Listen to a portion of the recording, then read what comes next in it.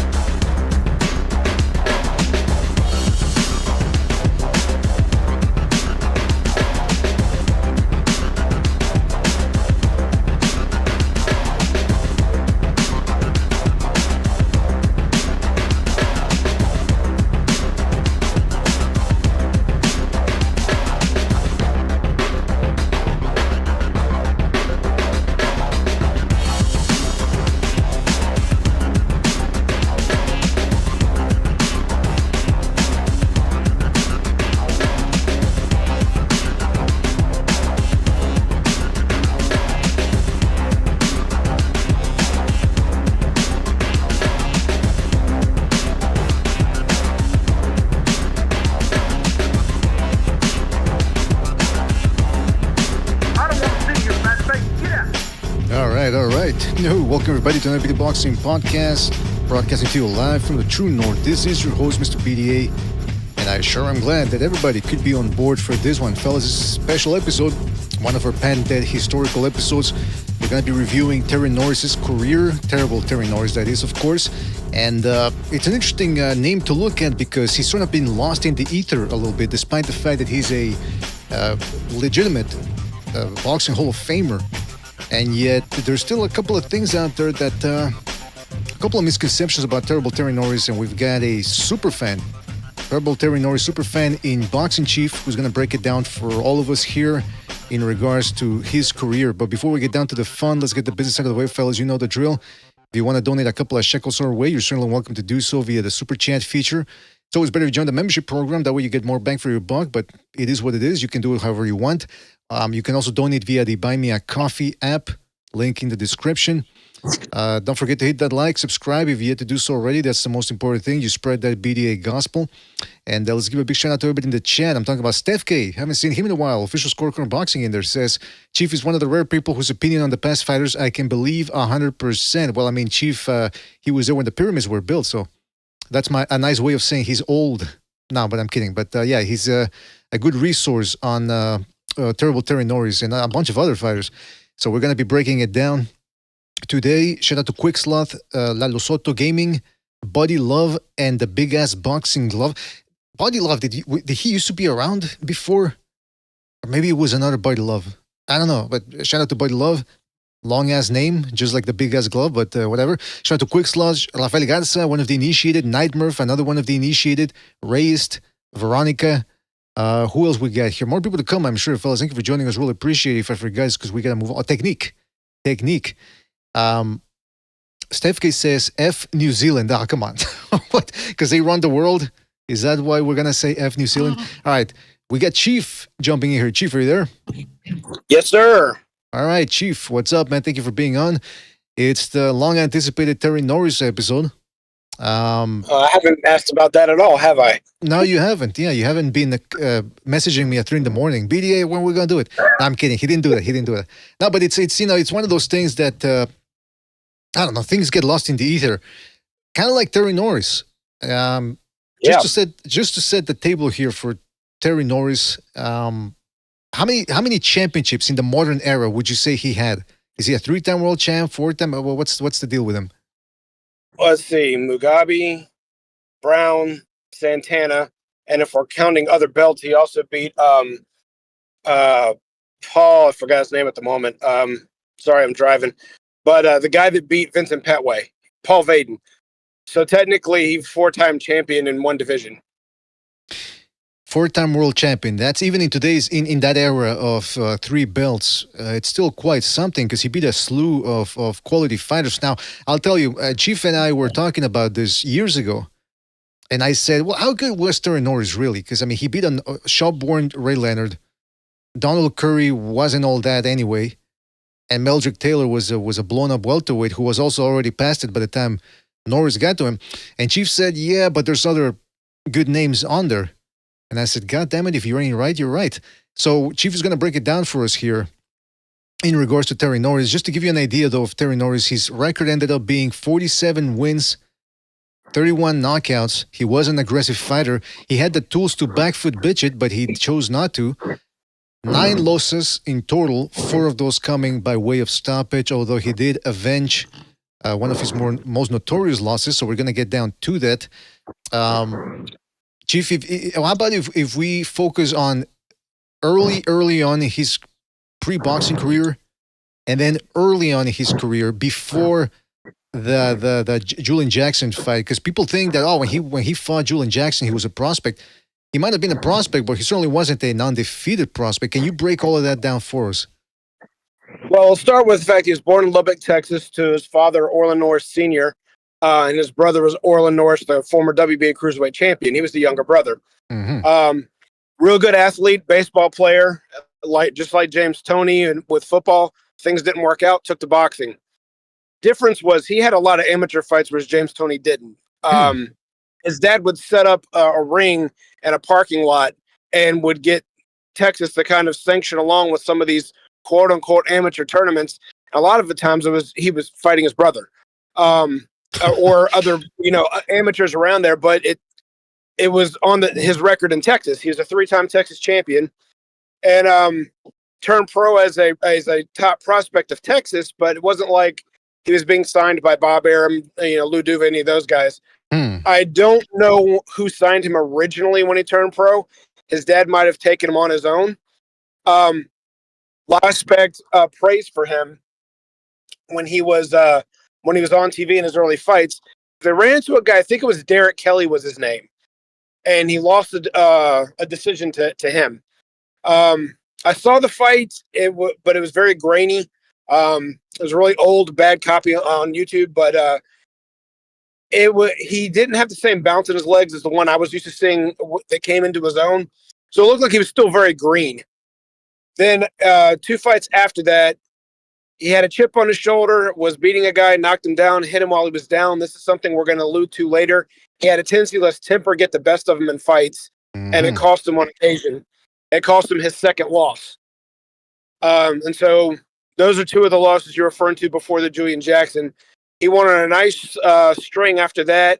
I was studying this last night. I think it was 9 fights. I might be wrong. But 2 of the wins were over future champions of Steve Little and Quincy Taylor. So these were other fellow prospects that he fought on the way up to get his title shot. Believe that was after. No, excuse me. It was before he lost to Julian Jackson. All right, so that's a good breakdown right there. Now, just to give people an idea, Terry Norris, he was 5'9". So what division was he competing at in the beginning of his career? He's pretty much always been around junior middleweight. Junior middleweight, right. Yeah, I don't remember ever turning pro or fighting at the 147 range, except for one time. We'll get to that one later.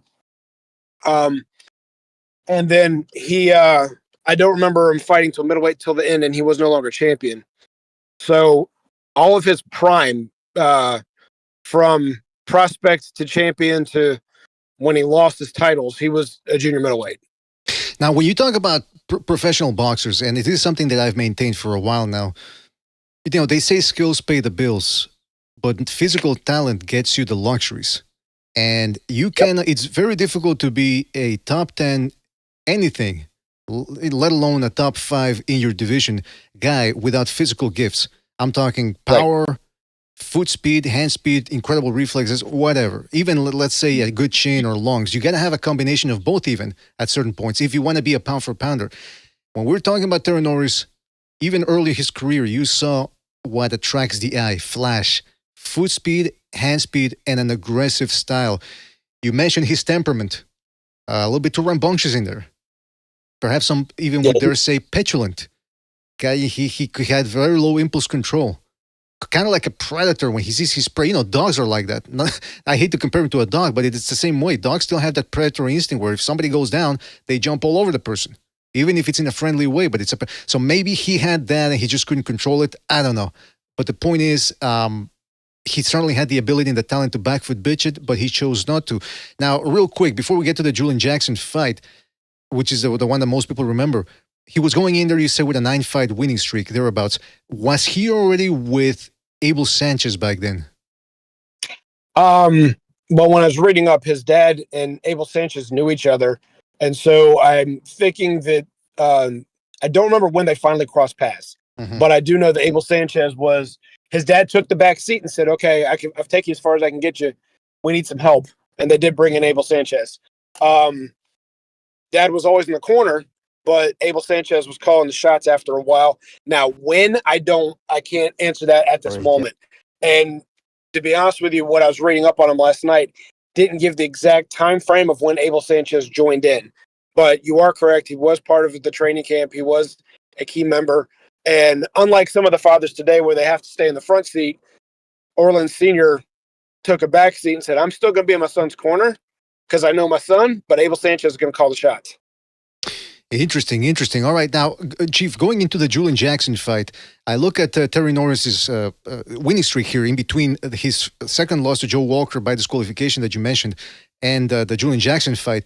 I see some recognizable names here. Gilbert Baptiste, who gave Bernard Hopkins a very tough fight before Hopkins took on Roy Jones. Steve Little, that's another guy. In fact, I think it's Steve Little who's got a sparring session with Bernard Hopkins in a prison somewhere. You can find that video on YouTube. And Buster Drayton, who I forgot about him, fought one of the Hiltons, one of the guys from my neck of the woods. I forget if he beat one of the Hiltons or if he lost, but that was another recognizable name there from the 80s in those junior middleweight divisions. So he steps in against Terry Norris, that is, in 1989 here. We're talking tail end of the 80s decade. It's about to enter a new time, a new dawn. But he's looking for that dawn to be a prosperous one. And he's taking on Julian Jackson. July the 30th, 1989, Atlantic City. Julian Jackson, what can we say, Chief? One of the most murderous punchers out there. Legitimately scary power, but also kind of overrated in hindsight.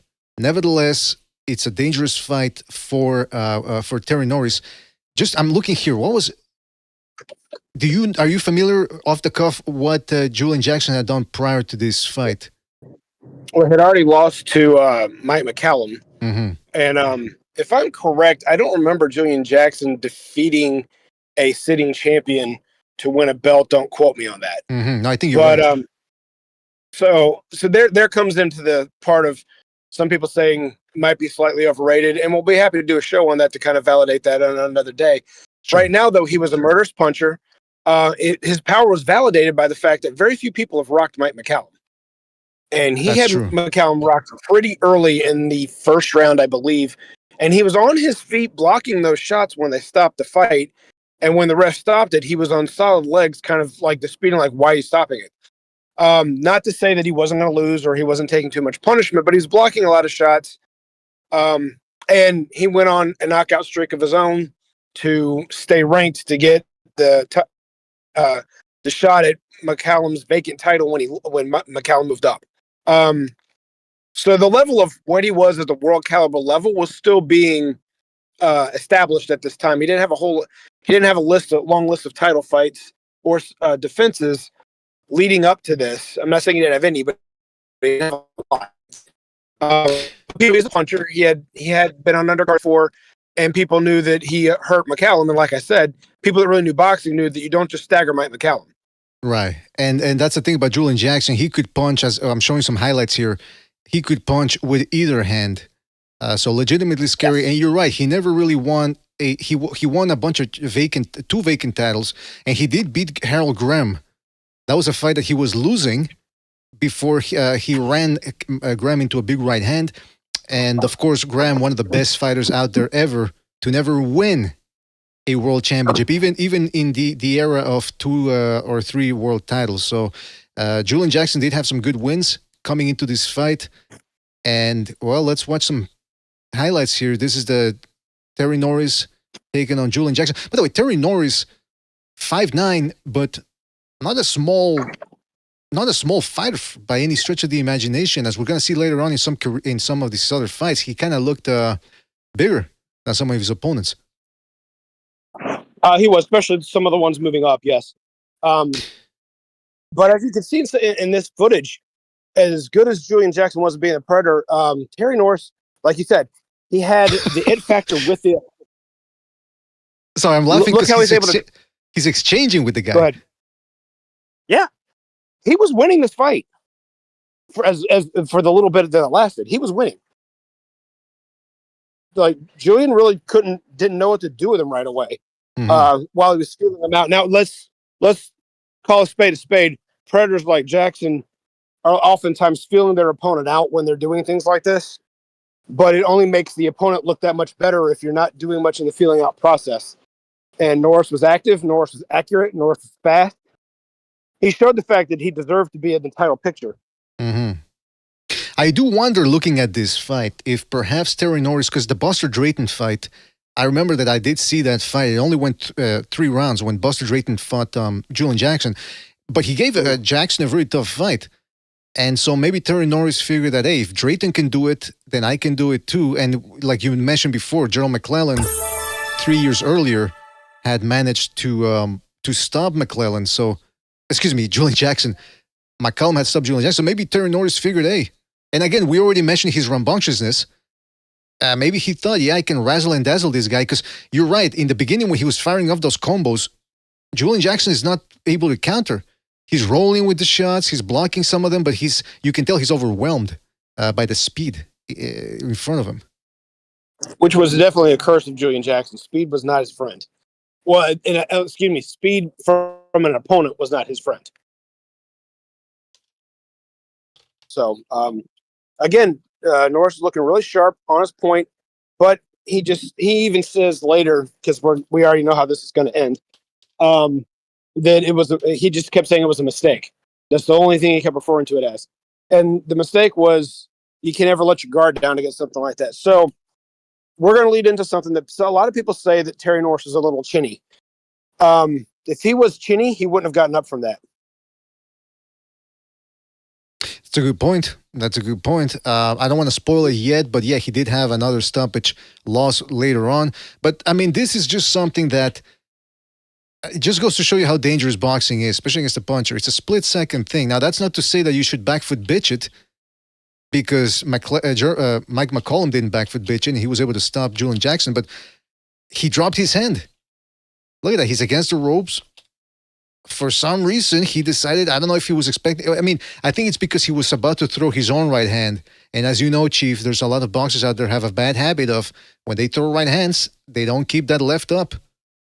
And look at that. Well, when you look at it like this, neither fighter can read the other one's mind. In my opinion, from what I've seen when I've studied this, it looked like Terry was going to feint with something and come with another punch. And Julian, as you can see, was winding up. He was going to throw that right hand regardless of whatever Norris was going to do. Right. And so he was loading up with that right hand, whether the glove was there or not, he was going to throw it.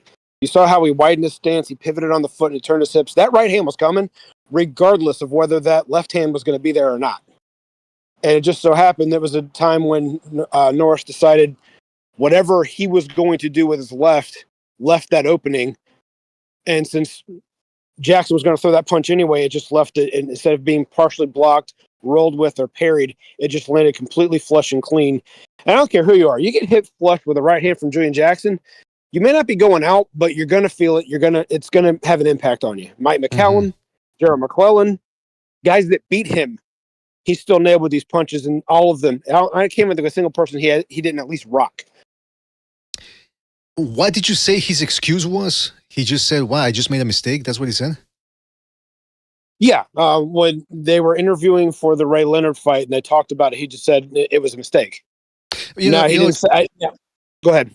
well, I mean, I was going to say excuse, that the word excuse has a negative connotation. I guess it's an explanation. You know, a fighter can explain what happened in there without it being a coping mechanism. I mean, if it's a mistake, it's a mistake. And, you know, we just watched the slow motion replay. It was a mistake. You know, all credit to Julian Jackson. He threw the punch, it landed.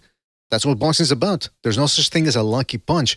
And guys can make mistakes. The important thing is, how do they rebound from that? Real quick, before we continue, shout out to Steph K, aka Official Scorecard of Boxing, for his contribution by the Buy Me a Coffee. I really appreciated it, Steph K. He says, Mr. BDA, this evil called New Zealand is the exact direction in which I want to take the second part of our second Renaissance chat on secret families who rule the world. The inner core of their intelligentsia is made of the Croatian migrant gay community. The Croatian migrant gay community. Is that like a homosexual gypsy thing going on there, Steph K? I didn't know about that. See, you always learn something with Steph K. He always brings out these obscure books from Europe that we don't have access to. Shout out to Steph K for his contribution, both financial and intellectual. Shout out to Steph K. Shout out to everybody out there. Hopefully you guys are enjoying the show. So, Chief. Yes. He loses to Julian Jackson in the second round. It was an interesting fight for as long as he went. Then this is in 1989. So this ain't the new days where you lose and then you take a year off. He loses by stoppage in July the 30th. He's back September the 21st against Nathan Dreyer. Scores a TKO in the fourth round. Then he beats Jorge Vaca by split decision in Tijuana. Another former world champion. Yes, right. A very tough, durable guy. Beats him by split decision. Now, I have not seen that fight. Did you ever see? Have you ever seen it? I'm sure I have. I'm getting on my computer right now, my desktop, so I can stay on top of my stuff and make sure I'm not saying anything stupid. But I'm also going to check my collection real quick. Well, the reason why I ask is it says split decision. You know how that can go on paper. Sometimes they say split, and it should really be unanimous. So I just wanted to get the gist of that fight of how difficult it was. I'm not going to lie to you and say that I remember it like yesterday, because I don't. Mm-hmm. So I know the same thing that you know. I don't remember. That fight is not one of those that sticks out in my head the most. I also remember the fact that it did say split decision, and I will let you know momentarily if I have it. Well, in the Jorge Castro, and I believe they have the Vaca fight. No, so if I ever have seen it, I don't have it. I had a feeling that perhaps, because I remember a month ago is when I started rewatching a lot of Terry Norris fights, and I don't remember seeing it on YouTube, but it's inconsequential because we want to jump to the Mugabe fight. But just to let people know about how the 80s were different. People think the 80s, it wasn't that long ago. You're right that it wasn't that long ago, but it seems like it based on the schedules here. Check this out. So he loses to Julian Jackson in July the 30th, 1989. Less than 2 months later, he's back in the ring. In 1989, September that is. Then he's back October the 9th, 1989. And then in November, he beats Tony Montgomery by unanimous decision in November. So he fought pretty much almost every month after his loss. September, October, November. That's 4 fights from the summer to the end of the year. Most guys nowadays fight 3 times this year, and they're like, oh man, I'm the most active guy in the world. Amazing. Yeah. Yeah, he was busy in the amateurs. He was busy in the pros. There you go. He believes he was, first of all, he's an active guy still to this day. We're not personal friends, but we followed each other on Facebook for a little while around 2007. And so I was watching a lot of his life and what he was doing. And even today, and we'll get to what he's like today at the end of the show, but he's still a very active person even to this day. Interesting. Very interesting. All right, so now we get to the John Mugabe fight. This is the new decade, March the 31st, 1990. The world is changing now. The pound for pound list. The Tommy Hearns, the Leonards, the Durants, they're out. The Larry Holmeses.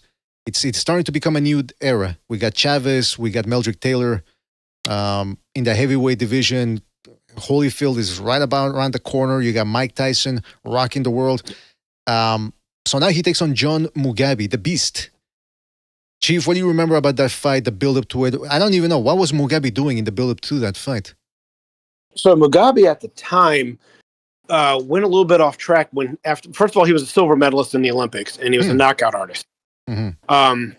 And so there's that factor, is that he was very and he had a lot of tight fights on NBC and stuff. So people knew who he was. And of course there was the major fight with Marvin Hagler. Mm-hmm. He had one set. Everyone thought, well, he's definitely gonna win the title after this. So he had a setback against Dwayne Thomas, but that was due to an accidental thumb into the eye.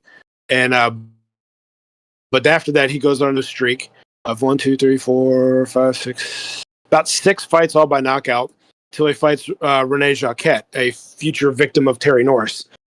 But Jacquet was the champion at the time. You got to remember that in that particular time, in the 80s and the 90s, the 154-pound division was mostly European, and any of the African fighters were usually from anywhere in Africa fighting in France most of the time. And so Rene Jacquet, another European fighter, just like, DeLee and a couple of the other, there's one other one, but I forget his name now, but anyway, he's an Italian guy.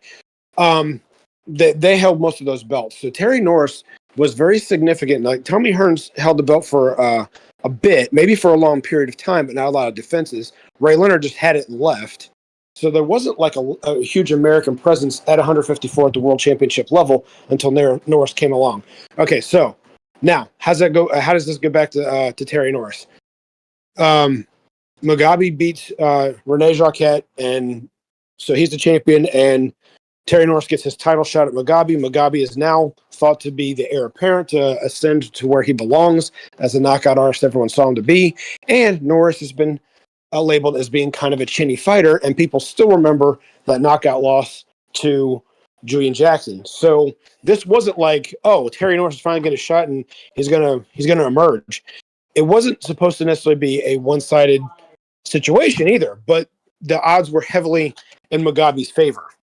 Even though in hindsight now people were saying he may have been past his best days, at the time he was a live champion due to the fact that Terry Norris had that questionable chin, and Mugabe definitely had the power. Well, that I can understand why people in the build-up to this would say, hey, Mugabe, man. I mean, here is Terry Norris, again, already has a couple of losses, so he's not invincible. Exactly. Last time people remember him, like you said, is him getting his ass knocked out. He's fighting another puncher now. I can see why people would put 2 and 2 together and say, hey, maybe this is just going to be, I mean, it's a 50-50 fight. I think that's Abel Sanchez, by the way, on the upper right-hand corner. I think, the mustache. Yeah, I think you're right. That might be. I mean, again, early 1990s, everyone had a mustache. So we'll try to determine whether he was already there with Terry Norris. But yeah, so this is another short fight like the Julian Jackson fight, except this one is favorable towards Terry Norris. And again... Yes, it was a shock to a lot of people in a way that it wasn't a shock that Norris won. It was a shock on how he won. Mm-hmm. So, because Mugabe went, 11 rounds with Hagler? Showing the fact he was tough. So, go ahead. Yeah. So, not only could he punch, he was known to be tough. And so, this light punching guy, because at the time, Terry Norris hadn't grown into his man strength yet, that we're going to see later on in his career how he starts to go through people. He was still a good boxer and usually wins knockouts by attrition. And that's the other thing I wanted to ask. How old is he at this point? He was 23 when he fought Leonard, and this was about a year before that. So he's probably around 21, 22. Damn, already a couple of losses. So that's a lot of experience right there. Look at the size of Mugabe's back, by the way. Like right about here, when you'll see the difference between him and Norris. Just a strong core from Mugabe, like right here. Look at that. Yeah. He's got a wide back, and you can tell a lot of follow-through on those shots. Flat-footed. Look at that. This is where speed will bail you out as much as power sometimes. Norris is probably jubilant here because he's like, all right, now I don't have to Look at that. I don't have to worry about this guy's power right now. I'm the power puncher now. And so he's going for the finish. Mugabe just doing whatever he can to survive. Still trying to fight back as most punchers do, but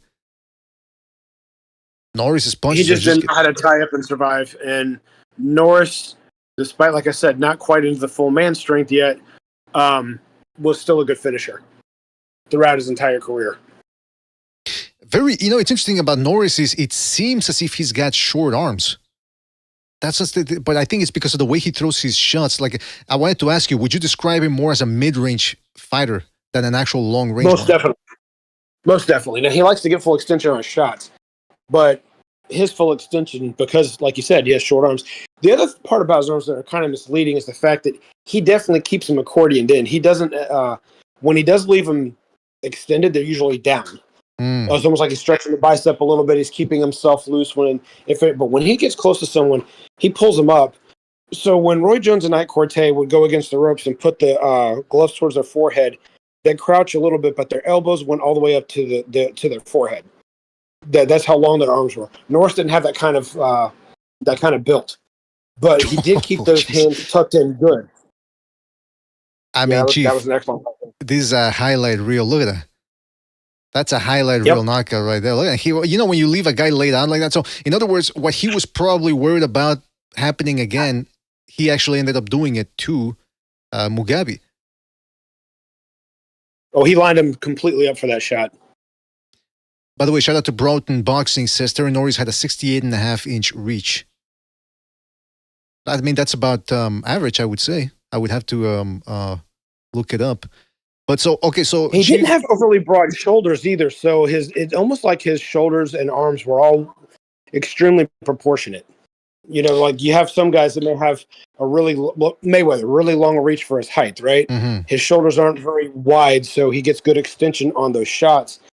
Norris was not narrow-shouldered like, say, Diogo Corrales, but his arms weren't T-Rex arms either. So he had good follow-through, and... I'll just say he knew how to use his physique to his advantage. So it's an interesting fight going in. People are probably split about who wins. Hey, does Mugabe chin check him like Norris has been chin checked in the past, or does a young man finally live up to his potential? It seems like he did. I mean, one round, not a few things are more spectacular than the first round stoppage. What was the reaction to that win? I'm sorry, say again? What was the reaction now when he finally ended up getting when Norris ended up getting that win? What was the reaction? What's the expectation now at that point? To be honest, the way I remember it was some people were saying, well, was Mugabe still at his best anymore? Because he wasn't exactly old, but he wasn't exactly young, and everyone's starting to think that maybe that Hagler fight took a little bit out of him. So I'm gonna go ahead and sum up a lot of Terry Norris's career is he always wanted respect, and he always fought to try to get it, and he always felt like he never got enough of it. This is kind of indicative of his mentality. He became champion by knocking out a monster, and knocking him out easily, a lot easier than Hagler did. Given years later, there's a lot of nuances you can add to that, but made it look a lot easier than Hagler did, and still wasn't like, oh, this is the next great guy. He still wasn't getting that kind of hype. Interesting. And just to give shout out to everybody out there, Steph K, Papi Manteca, Pancho Villa, Broughton Boxing, Buddy Love, John Gonzalez, shout out to John. Hopefully you guys are enjoying this show.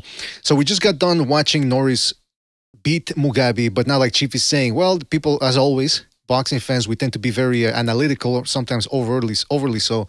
So now people are doubting it and saying, well, maybe Mugabe's war against Hagler back in 86, maybe that took a little bit too much out of him. Maybe he just wasn't ready to face or keep up with the youngins.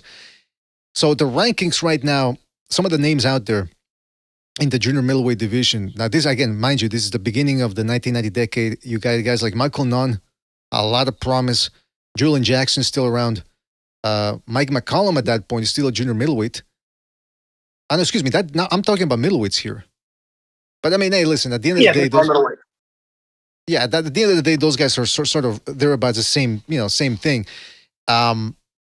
Who else was around in junior middleweight at that point in 1990?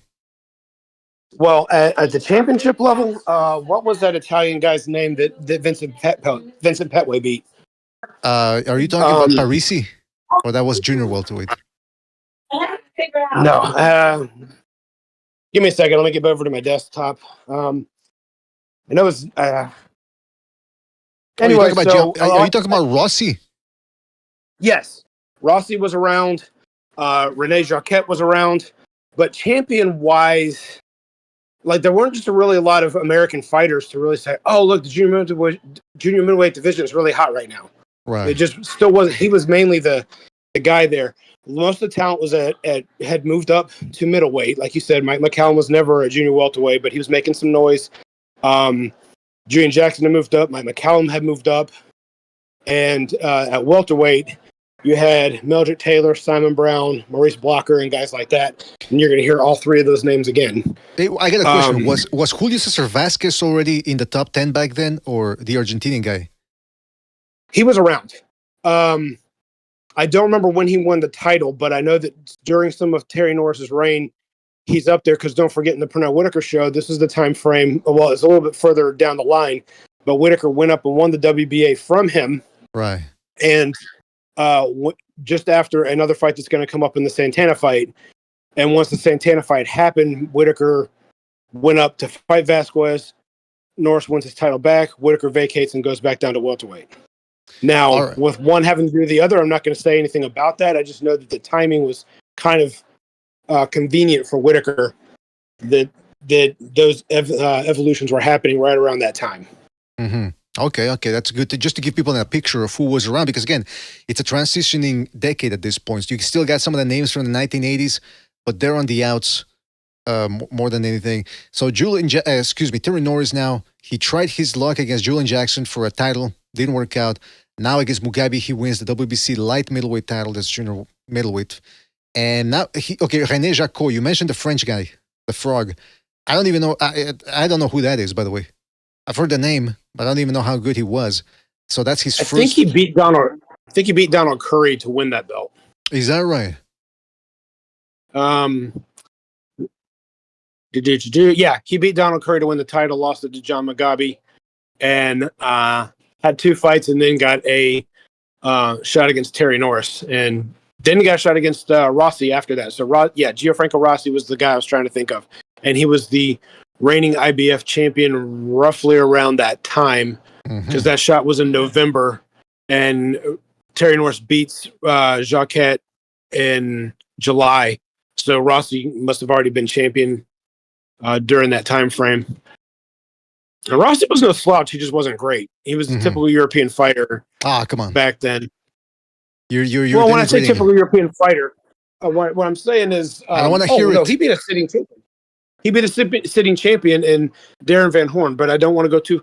This is the kind of thing I said last night I didn't want to do. I didn't want to go too far off the subject, so we could keep this in a 2-hour time frame. So look, there's a lot of people fighting in the division. Some of their ABC, CBS names, none of them are HBO names. If that kind of tells you where it's at, because even the foreign fighters, if they got any airtime in America, it was on regular TV. It wasn't on premium cable. Okay, so that's where we're at. Those are the kind of fighters that they have. We needed a birth of a guy in our country to kind of hype it up, to make it an American attraction. And since, the other guys, even though they were foreigner, when I say foreigners, not Native American, you know what I'm trying to say. I know. Julian Jackson and Mike McCallum moves on. So the star power was kind of like, okay, well, really, Rossi, Jacquet, is this what we got? Here comes Terry Norris. Now that's interesting because, real quick, so Norris, these fights against Mugabe and Julian Jackson, from what I gathered, this was what, USA Sports USA Network, or what was it? It certainly wasn't HBO, right? Were you talking about Jackson and McCallum fighting each other? No, I'm talking about Terry Norris. When he fought Jackson and when he fought Mugabe, he's not on HBO yet. I think they're both on ABC. Right. Okay. So not even US. Okay. So, but that's network TV. That was good back then. The last vestiges. By the way, now that you mentioned it, 154, a lot of synergy going on there. The French guy, the Frog, fights Norris, beats Curry, then he loses it to Rossi, then Rossi loses. So they're all fighting each other. That's good. Yeah. now we get to Terry Norris ends up beating Jaco by unanimous decision. How dominant was that fight, by the way, or that performance? From what I remember of it, it was. I mean, Jacquet wasn't exactly fresh anymore. I mean, he was 26-10, so he had been around a hot minute. Had fought some good guys. He was actually supposed to lose to Donald Curry. So the fact that he won that one was kind of an upset. But he'd been around. He'd gotten title shots against guys before. It was not those that followed the sport closely knew who he was, but those that followed European boxing knew that he was not a slouch. He was a big star in Europe. He just wasn't big at the world stage. And matter of fact, looking at this right now, my memory was correct. 1989 Upset of the Year by Ring Magazine was Jacquet over Donald Curry. Ah, okay. Interesting. All right. Now, the reason why I mentioned that is because, again, I want to try to bring in how much momentum Terry Norris had behind him as we head into 1991, February, to be more precise, Madison Square Garden, the mecca of boxing at that time, where he takes on Sugar Ray Leonard. So the future meets the past. Just to give people a little context here, Terry Norris, I don't think we mentioned this, he turned pro in 1986. By the time he turns pro, Leonard isn't even active anymore. He's, for all intents and purposes, retired. And that's the same year in which he watches Mugabe give Hagler hell, and he says, I can beat him, meaning Hagler. So that's how past it Leonard is. Leonard, at that time, was a little bit on his... what do they call it, Chief? When a fighter is about to end his career and now he's just doing the swan songs. He's in his swan song. Yeah, the swan songs, the Twilight Tour. Yeah, he's fighting Tommy Hearns, which he rematched Tommy Hearns. He thought it was going to be easy. It wasn't. He fights an old Duran, fat Duran, who's not even training anymore, really. Fights him a third time. So it's a lot of selective matchmaking. Now he takes on a guy in Terry Norris who's got some good wins now, or some experience. Certainly nowhere near the names, Chief, of a Tommy Hearns, Duran, even a Mike McCollum.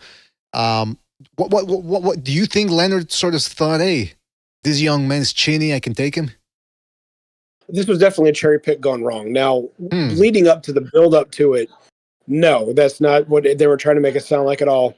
Leonard did a whole montage segment where he was interviewing himself on Showtime, talking about, why not a Simon Brown? Why not a Julian Jackson? And this kind of stuff. And Leonard's claim was he was fighting his quote-unquote nemesis at the higher weight limits, but he wanted to return to 154 because that's his natural weight class. Those were his words. Michael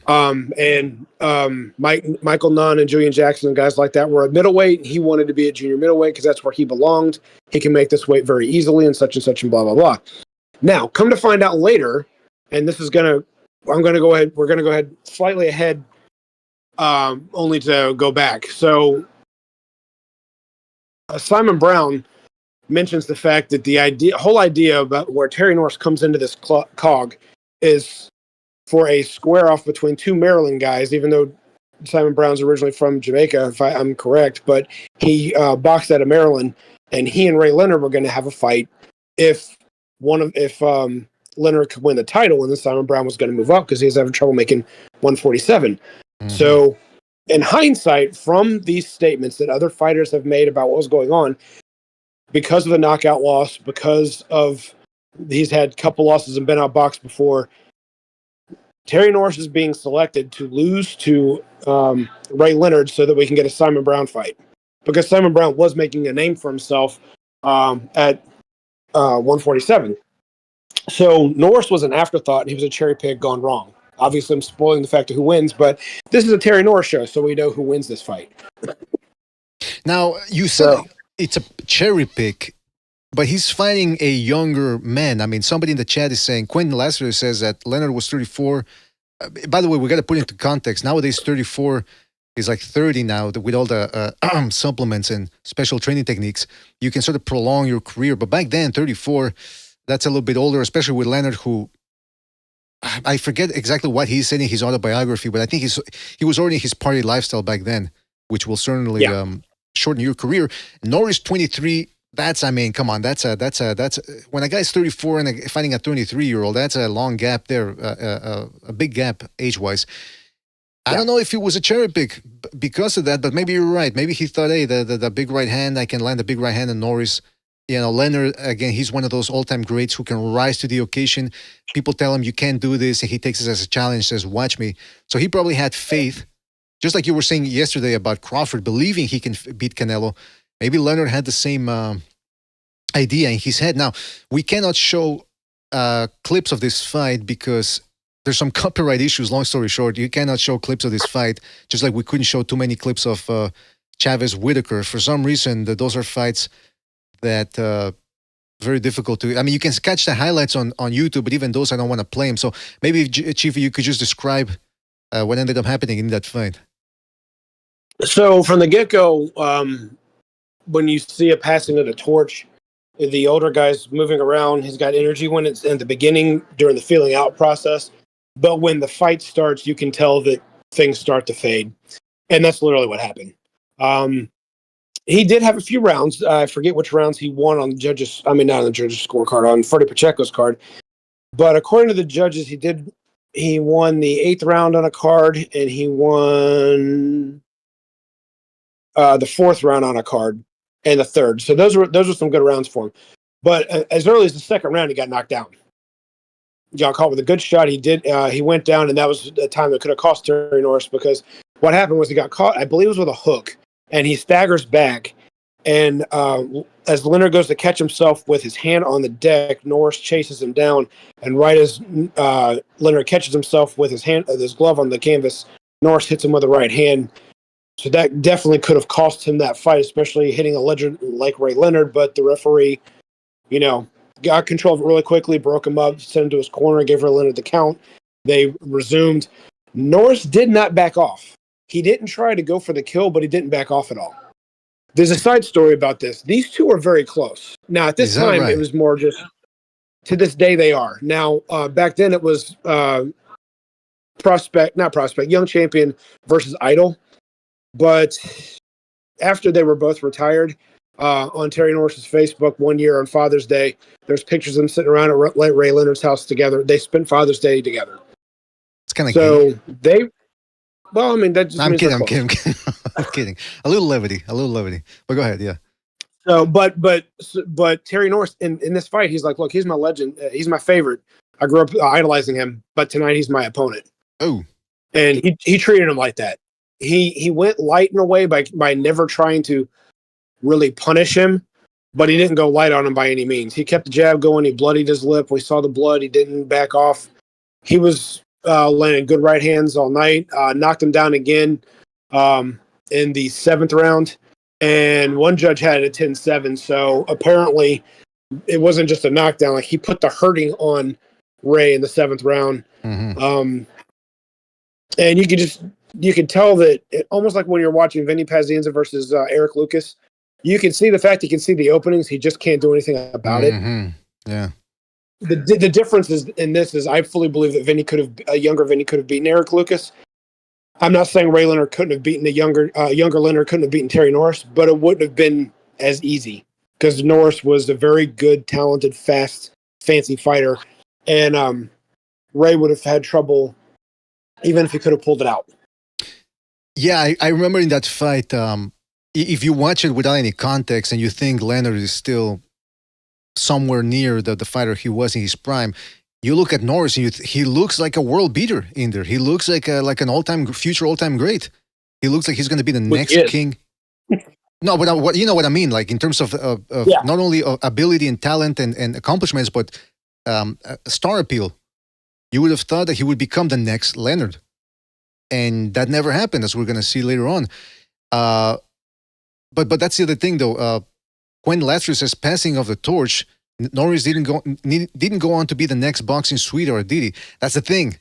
You would think that normally De La Hoya beats Chavez, he becomes a pay-per-view star. Pacquiao beats De La Hoya, becomes a pay-per-view star. Didn't happen with Norris and Leonard, and it's going to be.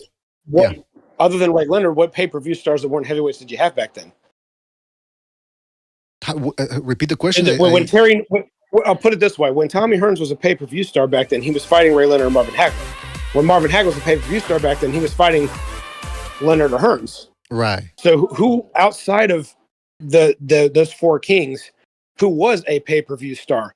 Now, and De La Hoya was a pay-per-view right out of the gate. He was on pay-per-views well before he fought Chavez. They may not have been $1 million sellers, but he was commanding an audience right away. So I'm not arguing with what Quentin Lasser is saying. He's true. He did not become a major box office star. What it did was it did make him a household name. It got him on premium TV. It got him off of USA and ABC and got him onto HBO and Showtime.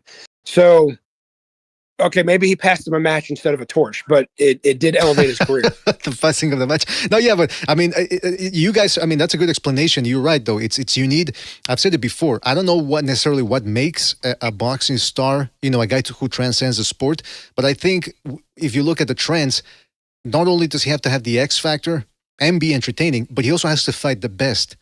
And I know this isn't Terry Norris's fault, but it is what it is. There weren't that many big names around for him. I mean, you mentioned De La Hoya.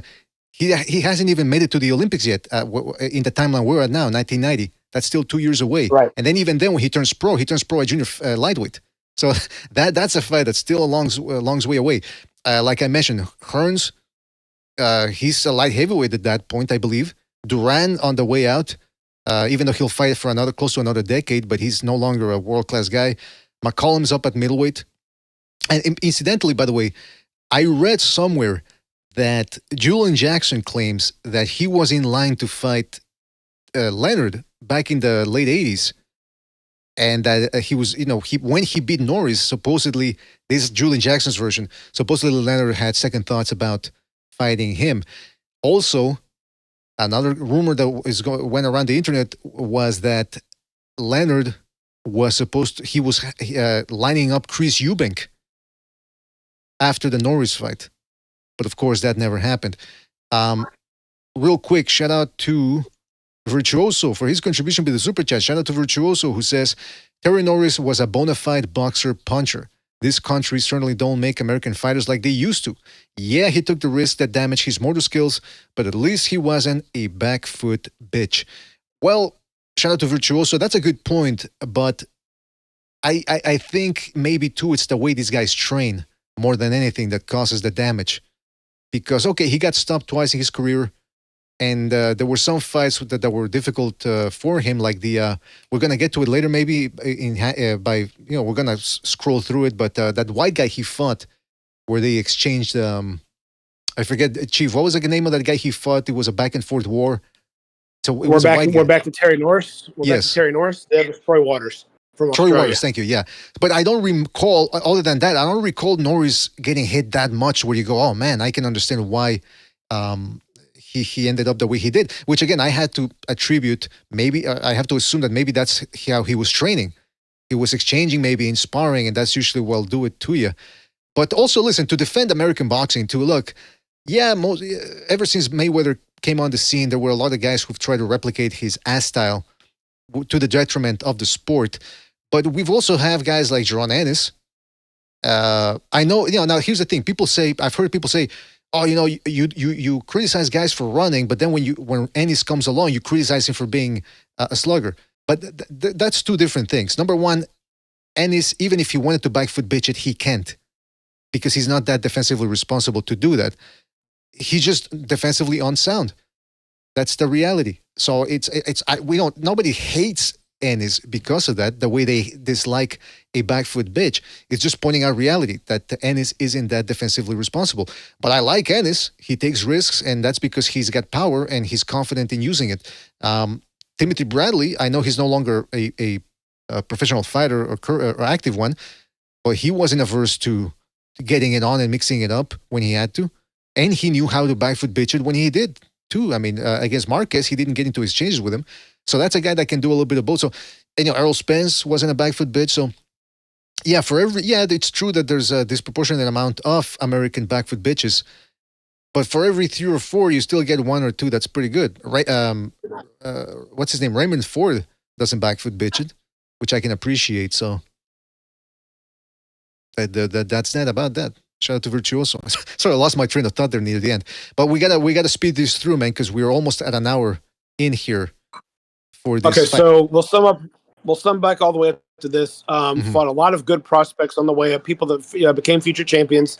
Beat a slew of good champions all the way up to Ray Leonard. You said you want to cover the Donald Curry fight. So HBO finally got their mitts on Donald Curry, not on Don Curry, on Terry Norris, on wanting to sign him to a nice lucrative deal. And so they put him on. This is on the undercard to Meldrick Taylor. What was that guy's name? Meldrick Taylor Santana or Santos. It's a Colombian guy. Really quick, I'll look at the event. Luis Garcia. So I was nowhere near the right guy. So it was Luis Garcia, Meldrick Taylor, and this was the co-main event. Curry was, you said it turned out to be not that good. I just say he was one of the biggest underachievers in the sport. And Curry could punch, and Curry was savvy. So this was a good test for Norris, and he passed. Well, just it was quick. a tough fight. Go ahead. Yeah, just one last note on the Leonard fight, because I went on a diatribe about American boxing. But so just final note on the Leonard fight. Like you said, he put a shellacking on Leonard, and I remember he hurt him too.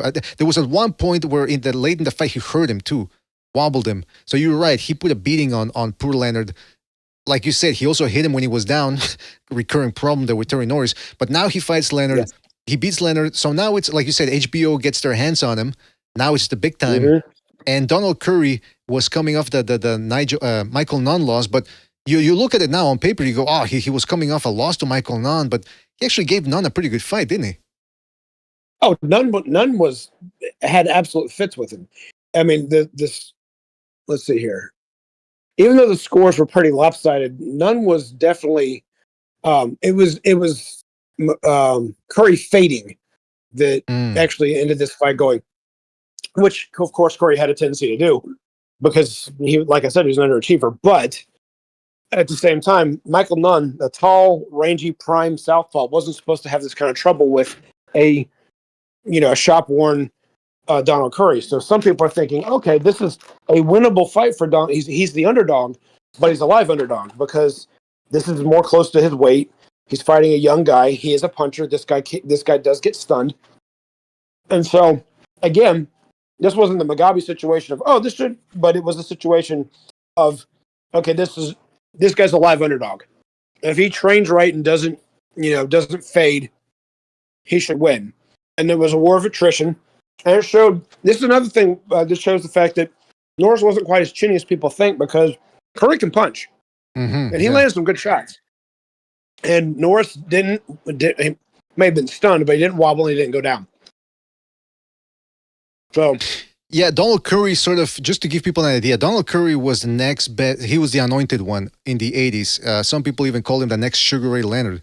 You know how that is in boxing. Every time a legend starts to fade and another one hasn't even accomplished anything, they're always going to, the next De La Hoya, the next Mayweather, the next this, the next that. So that was Donald Curry. He suffered one of the most infamous upsets when he lost to the Brit, Lloyd Honeygan. Lloyd Honeygan.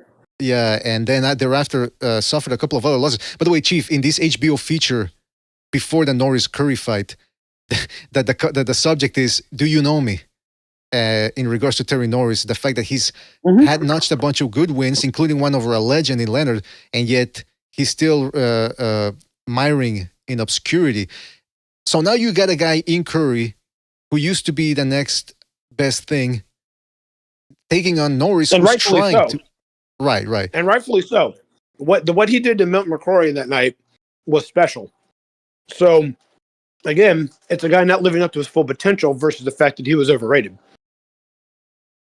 Yeah, so and sometimes those guys later in their careers end up trying to make up for lost time, and even if they don't win titles, they produce good fights, and that's what Curry was doing at this point in his career.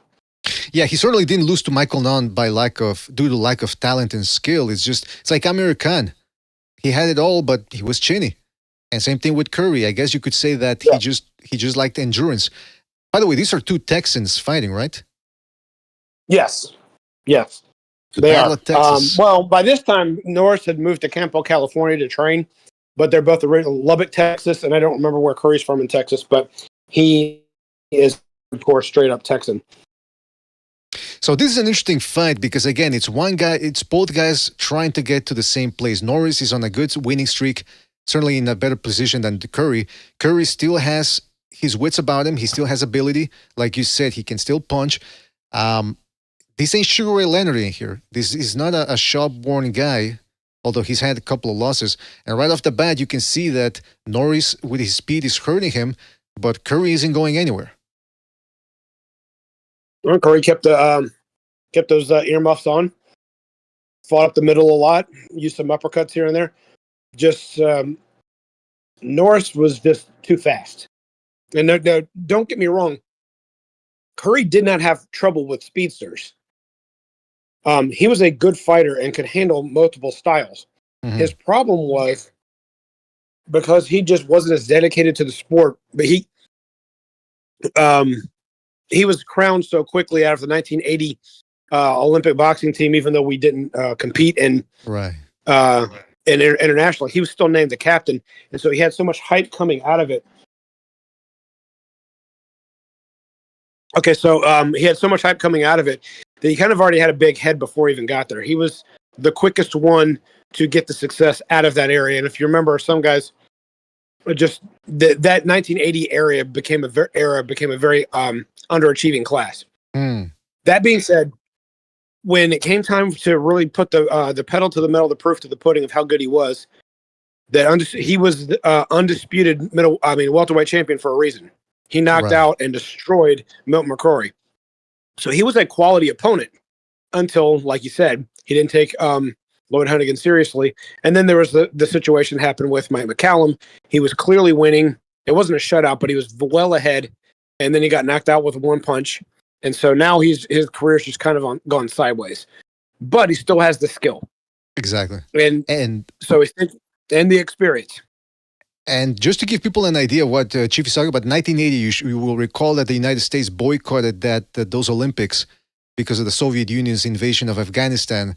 And so a guy like Curry didn't make it, which is unfortunate because not only did his pro career not reach its zenith the way it was supposed to, but he didn't even have those amateur accolades, that Olympic, he didn't get a chance to win a gold medal. Would he have won it? Who knows? But there was another cruiserweight too who was supposed to be the next best thing from those 1980 Olympics. But again, he didn't make it. And then as a pro, didn't make it anywhere either. I think he won a world title, but that was about it. I'll look at the name later. But here, Chief, Terry Norris started off well, and now Curry sort of got his wits about him, and he's pushing him back. And I remember this in the middle rounds, it started to get interesting because Curry started finding his timing, and it started becoming a complicated fight for Norris. And what have I said on here many times over? You can have speed, power throws, speed kills, but timing rules them all. Curry is starting to time Norris. Mm-hmm. Norris is definitely faster, but he's starting to time him. And that timing is keeping Norris from staying on that offensive juggernaut that he was of just mowing through people. And when he does, like this section I've got right here, my YouTube's a little bit behind what you're showing. He's backing Norris up to the ropes on occasion. And so... Well, I'm sharing the screen, so I think that would be faster as opposed to if you're watching it. Yeah, on YouTube. I'll look at that instead. But I'm just trying to. You're right. I'll just look at my phone. Anyway, point being, he's able to stand toe to toe and able to block because by controlling the center with his gloves, Norris has to try and throw around those gloves, offering opportunities at the middle. And again, Curry's got timing. Norris is faster, but Curry is controlling the center with that, and not controlling, but he's using the center, and that's throwing Terry's rhythm off, and that's causing issues, and that's the reason why Curry's able to give him a tough fight. Yeah, very good observation right there. I mean, to Virtuoso's point earlier from Super Chat from earlier, two American fighters going at it. Look at this. They're not backfin bitching it. They're in the center of the ring. They're using their guards to deflect blows. Terry Norris is throwing combos, digging to the body. But again, this is a complicated fight because, Curry doesn't have the name Sugar Ray Leonard, and he has a couple of losses on his docket. But like I said, he still has the skills. He still has some of that talent there. And he's hungry in this fight. He doesn't want to go back to, a consecutive loss. And, like you said, he'd been stopped by Hunnigan, stopped by McCollum, stopped by Michael Nunn. He had another loss in between that too, no? Against the European guy, I forget. Or maybe I'm misremembering. Jacquet. Okay, yeah, so Jacquet. So, no, because he won the title. I think it might have won the title for Rossi. But he picked up the junior middleweight title and then lost it soon after. and on that upset of the year that we spoke about. So, as talented as he was hot and cold. Yeah. And this was a night that he tried to show up hot, but it turned out to be lukewarm.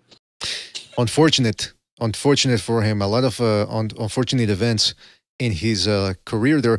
But again, I would encourage people to watch this fight because it's a very good fight, high-level stuff. Again, don't focus too much on Curry's record coming into this fight. He's still a very competent fighter. There's a lot of nuance in this fight, a lot of little tricks, controlling of range, inside fighting, mid-range shots. Just an absolute good fight to watch. And I'm going to fast forward here to the... Yeah. The way you can describe this one the same way that Larry Merchant describes the first round of Taylor Norris is this is state-of-the-art boxing. These are two guys that they know what they're doing. These guys aren't just boxers. These guys know how to fight. Mm-hmm. And they're boxing, but they're fighting. They're not, and I'm not the kind of guy that says, "We have your boxers and your brawlers." That shuts me down immediately when someone talks to me like that. I automatically know I'm talking to someone at a casual level or below. But these guys are using their boxing skills to fight, is the better way to say it. Look at this. And they're using all the ring prowess of everything they know how to do because both of these guys want to be great tonight. And they know that a win is going to propel them into something bigger down the road. Exactly. And that's the thing, though, that people say, when you talk about back foot bitches and you criticize ass fighters, they go, oh, well, you want guys to be, do you want it to be rock and sock and robots? These guys are standing in the middle of the ring, but they're deflecting shots with their guard. They're rolling with the shots. They're stepping back when they need to. You can have the best of both worlds. You don't have to stand there. Hey, you hit me once, I'll hit you back. That's a logical fallacy that people fall into, the either or fallacy. Or either you want guys to run or you want them to stand there and trade. Nah, man, you can trade with defense, and it'll win you a lot of gratitude with the fighters and with the networks because they're gonna bring you back because they know you're gonna provide a show and skill. Okay, so he ended up stopping Donald Curry here. Yes. What was it? 8th round? I didn't pay attention. And yeah, he just the cream rose to the top. The attrition came into play. Norris was younger and fresher. If they were both in their primes, because Curry was not a consistent fighter and hot and cold, I still think Taylor Norris would have won this one. I think it would have been tough for him either way. Well, we know it was tough for him that night, but he pulled out, pulled ahead. He pulled out. And you got to pull out. Yeah. Okay, so anyway, but a peak Curry was at welterweight anyway, so it wouldn't really matter. The peak Curry would have still probably succumbed to the pressure because, like some of the other guys, I mentioned him on the air before. I don't remember the guy's name right now as we're staying here, but he's a light heavyweight that won a gold medal in '88. Really good fighter when it came to dishing it out. When it came to taking it back, he couldn't do it.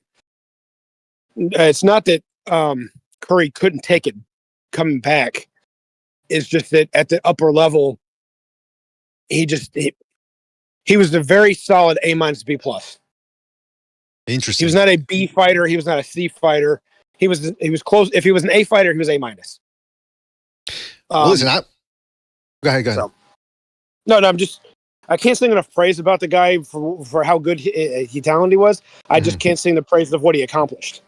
Well, listen, boxing fans, we can be overly critical sometimes because we tend to we get to the real down to the minutia, and sometimes we lose track of what do they say? What's the expression? Losing sight of the forest for the trees, or yeah, you can't see the forest for the trees. Yeah, you can't see the forest, and sometimes that's what happens here with boxing fans. And you can get overly critical with a guy like Terry Norris at this point in his career. Okay, he beat John Mugabe, but he was past it. He beat Leonard, he was past it. He beat Curry, he was and never was. It's easy to fall into that hole, into that vortex. But just it's real funny, quick, an undisputed welterweight champion and then a 2-division champion as it never was. Well, I mean, I'm just telling you how we boxing fans think. Real quick, before we continue on, hopefully people are enjoying this show as much as we are. Shout out to Virtuoso says, back then, Olympic gold used to mean something. Now it's an afterthought. Well, it's ever since Roy Jones got shafted in the '88 Olympics, it sort of became diluted because of the computer scoring. That really turned people off. And even today, we were talking about that yesterday, even today with when they changed the rules back to the way they were, you still got a bunch of runners, the Uzbeks, the people from Uzbekistan, they're the new Cubans. They just run for 30 seconds and they hope that the one punch landed will win you the round. That's not boxing. That's computer boxing. And it's not the way we were taught back in the day. The impact of the computer scoring hasn't been removed even though they don't use it anymore. The effects of training and fighting like that hasn't fully bred itself out yet. And I think it will, but it hasn't yet. I think Ted Kaczynski said that in his manifesto. He said computer scoring in boxing has had terrible consequences with society. Don't quote me on that, but I believe that's what he said. Shout out to Pancho Villa, says Bob Arum has always loved promoting Olympic gold medalists. Don King didn't care about it that much. King was more about skills and excitement. Arum has always been about the gimmick. Chief, is that true? Well, first of all, he didn't promote Ray Leonard. Ray Leonard was a free agent's entire career. He did promote De La Hoya, yes, but I don't remember signing Andre Ward. He didn't sign most of the members of the 1984 Olympic team. So I understand where he's going about. He likes high-profile people that are charismatic and easy to promote. He's not wrong there. But, well, for instance, and I don't want to go too far down this rabbit hole because, again, we're on topic, but Bob Arum likes a person that can promote himself. Don King is the one that promotes because he likes it better when the fighter's quiet so he can be the show. So that's the difference as they are as promoters, and enough about promoters. Well, that's a Chief Steak right there. A shout out to everybody who's commenting on the show. I'll try to get to more of your comments, but we got to move on here because we got a lot to cover. And one of the reasons I want to move on a little bit more quicker than we have in the past shows is because I want to leave some time at the end to talk about a retrospective of Norris, some of the what ifs and get into a little bit more detail, because with the Chavez and Whitaker episodes, by the time we get to the end, it's 3 hours in and now we're losing our train of thought by then. So I want to keep it fresh by the time we get to that portion of the discussion. So Chief, after he beats Curry, he beats Brett Lally. Again, I don't even know who that is, but that's a mere 2 months after the Curry fight. He stops him in Pretty one sure round. he was a mandatory. Okay. He takes on the very tough Jorge Castro, Argentinian guy, like Julio Cesar Vasquez. Correct me if I'm wrong. Didn't Castro, is he the one that beat Julie? What's the name of that guy who used to train Kovalev with the ponytail? Light skin afro John David angle. Jackson. John David, yeah. Is he the one that beat John David Jackson, or am I confusing him? Yeah, he knocked him out with one punch. Okay. His memory serves. He was losing the fight incredibly and having both eyes cut, and the doctor was probably about to stop the fight, and then Castro. Vasquez and Castro I get mixed up a lot because they have a lot of fights. They're power punchers. They both won world champions, only a weight class apart, and they're both from Argentina. By the way, I just checked Castro's record. He's got close to 200 fights.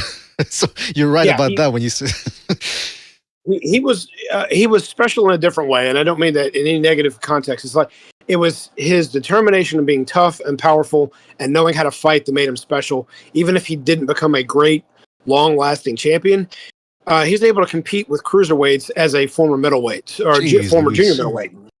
So he knew how to fight. He was tough. He was powerful. This was no slouch, and I don't remember who he lost to by knockout, but no, this was pretty one-sided. Norris really showed how good of a boxer he was. Yeah, very good point there, Chief, because that Castro was wily too. Again, 140-something fights, 90 knockouts by the end of his career. 90 knockouts. Think about that. Even if he's knocking out stiffs, he's still knocking them out. There's some guys out there like Devin Haney, for example. They're fighting tomato cans. They can't even put a dent on them. So it just goes to show you. And I remember Castro. That fight. I know I watched it a while back. I might have even rewatched it a month ago when I was preparing for this show. But I remember Castro couldn't deal with the speed, but he was never overwhelmed by it the way we saw guys like some of these other dudes get overwhelmed. The fact that Curry couldn't go 12 rounds with Norris, the fact that Leonard got quite a beating in there. Meanwhile, Castro, I mean, he took his licks, but very strong guy, big-headed too. I don't know these Argentinians, what they feed them over there, but might be that good barbecue that they eat. Again, so he wins that one. Then he takes on Carl Daniels. Future world champion. Future junior middleweight, right? World champion? Yep. I remember Carl Daniels because Hopkins beat him for the supposed, I know you disagree with that, but the supposed 15th title defense for the middleweight title that broke Monzon's record. So I remember him from... No, I never did. what I disagreed with on Hopkins altogether, and we won't go too far down this one, is just the fact that he can't have 20 total title defenses if one of them's a no contest. That doesn't count as a title defense. Well, but So then, but you disagree that it wasn't his 15th defense because he had that no contest back in the 90s. Well, okay. I don't remember that particular part of the argument. Mine was on my stance, from my recollection, was on the entirety, not because he was breaking the record in that one. He ended up breaking Monzon's record regardless, so that Right. I don't have a single issue with that. It's the fact that the record was set to 19 title defenses. People give him credit for 20 when one of them literally counts. That's what I want to get clarification on, because I agreed with you back then, because we were saying that a no contest means, according to our understanding, it means the fight never happened. Meanwhile, at Ring Magazine, I remember at the time he broke the record, they said, well, he ended up walking away with the title, therefore it counts as a defense. But how can it count as a defense if technically the fight never happened? Exactly. Well, why didn't they count? Why didn't they do the same thing for Chad Dawson over Bernard Hopkins when he had a no contest? Interesting. Maybe a little bit of Philly bias from Ring Magazine back in the day. I don't know. I don't know. Because remember, they were located in Philadelphia. So, and I know Nigel Collins, the editor-in-chief, used to be a big he was from Philadelphia too. So I don't know. I hate to cast aspersions, but this is beyond the scope of this show. Maybe if we get Nigel Collins one of these days, he didn't want to come in the one time we invited him, but hopefully he reconsiders. Because I'm a big fan of Nigel Collins, by the way. Anyway, Carl Daniels, I remember, didn't Norris hit him after the bell? Or he did something in that fight that again showed his lack of impulse control. Don't remember. I have it. I'm looking at it right here on my collection, but I haven't watched it in a while. I just remember that Daniels is southpaw. He was an undefeated prospect. He was a top contender. And I don't remember him giving... I'm not going to say he didn't give Norris any problems, but I don't remember him giving enough to where it's like, oh, Norris almost lost that fight. Right. I remember him. I think he hit him after the bell, but be that as it may, for people that say, wow, who Carl Daniels? Well, I never went to hear of him afterwards. I never heard of him doing anything big. Like Chief said, southpaw, very mobile, undefeated. It's a big risk for a title holder, especially one who wants to be known. And he went on to win a world title after this. So you say you never heard of him. And did you really follow boxing? Well, you know what I mean, as in a big, like I'm talking about now, 30 years later. Oh, well, I mean, I get it. Most people don't remember, but I mean, like I said, it's a tough, it's a big challenge. It's a challenge to be fighting a guy like this, relatively unknown. He's hungry. Yeah. You know how it is, Chief. They say it's more difficult to keep the title than to win it, because now all of these guys are getting up to fight you. You as a champion, you have to find a way to keep that title. Everyone's gone. All these guys are preparing at 120%, whereas you as a champion, if you're taking it easy, that's how champions fall. So. Yeah, okay, it's not a Mike McCollum, it's not a Julian Jackson again, but it's not a gimme. It's not a gimme fight by any stretch of the imagination. And so Norris ends up stopping him in the 9th round. I want to jump ahead to the Meldrick Taylor fight, May the 9th. Well, it's the very next fight anyways, right? Right. I do remember this one getting a lot of hype. Now, I don't remember what channel the Daniels fight was on. I think it might have been ABC, but this was definitely an HBO. This was HBO's 100th title fight. Whoa. They made this one a big production. And it lived up to it. It was, as Larry Merchant said after the first round, it was state-of-the-art boxing. You can say what you want about Meldrick Taylor based off, in hindsight. Mm-hmm. At the time, he wasn't physically washed. He may have been mentally washed. He was not physically washed. He was still sharp. He was still fast. He still had his reflexes. And this was at a catch weight of 149, I believe. Was the max weight? Yes. And the surprise was Norris weighed in at 149 even. And he said he made it without a struggle at all. Norris was I won't say he was a small junior middleweight, but it wasn't like he was busting at the seams to sweat down to junior middleweight. He made it comfortably. And this is where he starts to get into the situation of where he wants to fight some of the bigger names that are smaller than him because he can make these weights if they make certain concessions. If they want to go to 147, he'll meet them there. And this one didn't happen that way because the Duvas were wanting to try and challenge Meldrick Taylor because he hadn't been looking that impressive against the I just mentioned that one guy, Garcia, and then there was Glenwood Brown, had already lost to Chavez. But you have to remember, after he lost to Chavez, he looked great against Aaron Davis. So they're trying to keep these challenges going on for Meldrick Taylor, because when they challenge him, he works harder in the gym. That's the reputation he had back then. So, Aaron Davis had knocked out Mark Breland, his stablemate.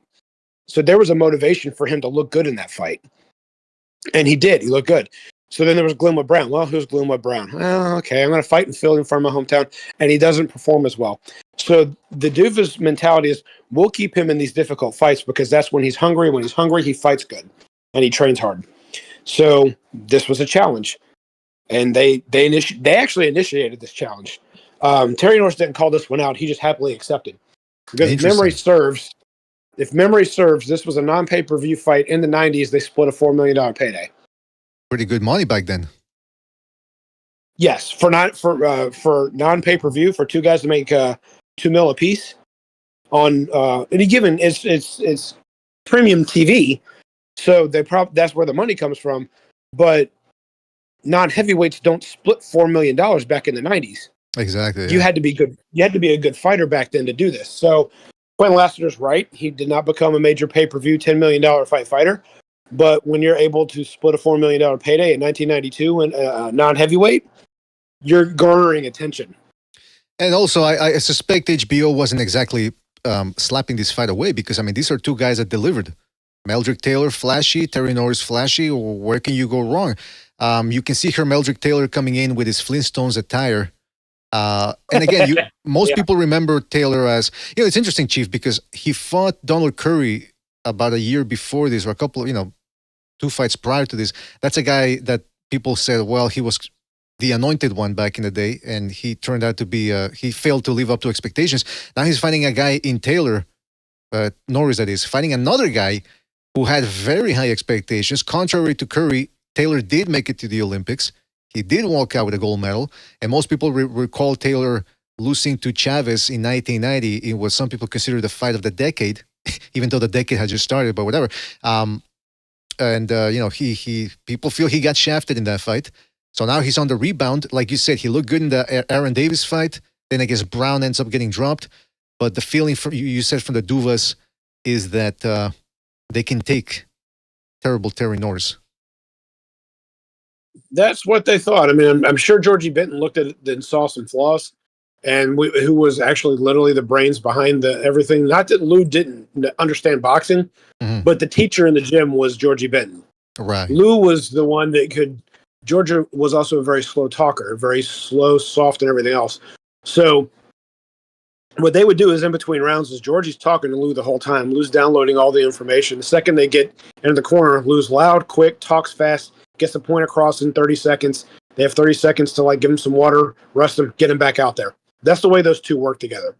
So I'm sure that Georgie Benton saw plenty of what he thought were flaws that his fighter could exploit. The problem is, as the great Stu once said, there's skills pay bills, but you also have to have toughness and grit. And in this situation, Terry Norris was not going to lose. Interesting. Now, it's while Benton was talking, Duva was probably saving up energy to yell at somebody. How that goes. Now, interesting here, looking at the tail of the tape here, Chief, because you take a look at their ages. Norris is 24, Taylor is 25, but at this point, it seems like they've been around forever. They're seasoned pros at this point. They haven't even hit 30 yet. That's how different things were back then. Also, significant differences here you shall see between height and reach. Norris stands at 5 feet 10 inches tall, whereas Taylor stands at 5 feet 6.5 inches tall. Also a reach disparity here. Norris has a 74-inch reach, and Taylor has a 66-inch.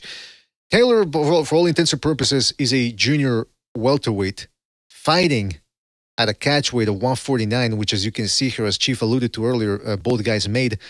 So Taylor is a little bit out of his depth, but it's a test for him. He's a challenge, and Norris has to watch out because, say what you want about Taylor, he still has that mentality of being an Olympic gold medalist, the anointed one at one point, and still has a lot of speed. And those early rounds, Chief, it's a little bit like Gamboa Taylor. I mean, a little bit like Gamboa Crawford, wouldn't you say? A little bit. Yeah. Norris doesn't get stunned quite as much, but his words were, "If they go flat-footed with me, it's over." And so what he wanted to do was bait Taylor into wanting to try and be too aggressive, so he could take him out. And that's pretty much that's exactly what he did. They both still boxed. They're both on their toes, but Norris really made it to where Taylor was going to have to come at him so he could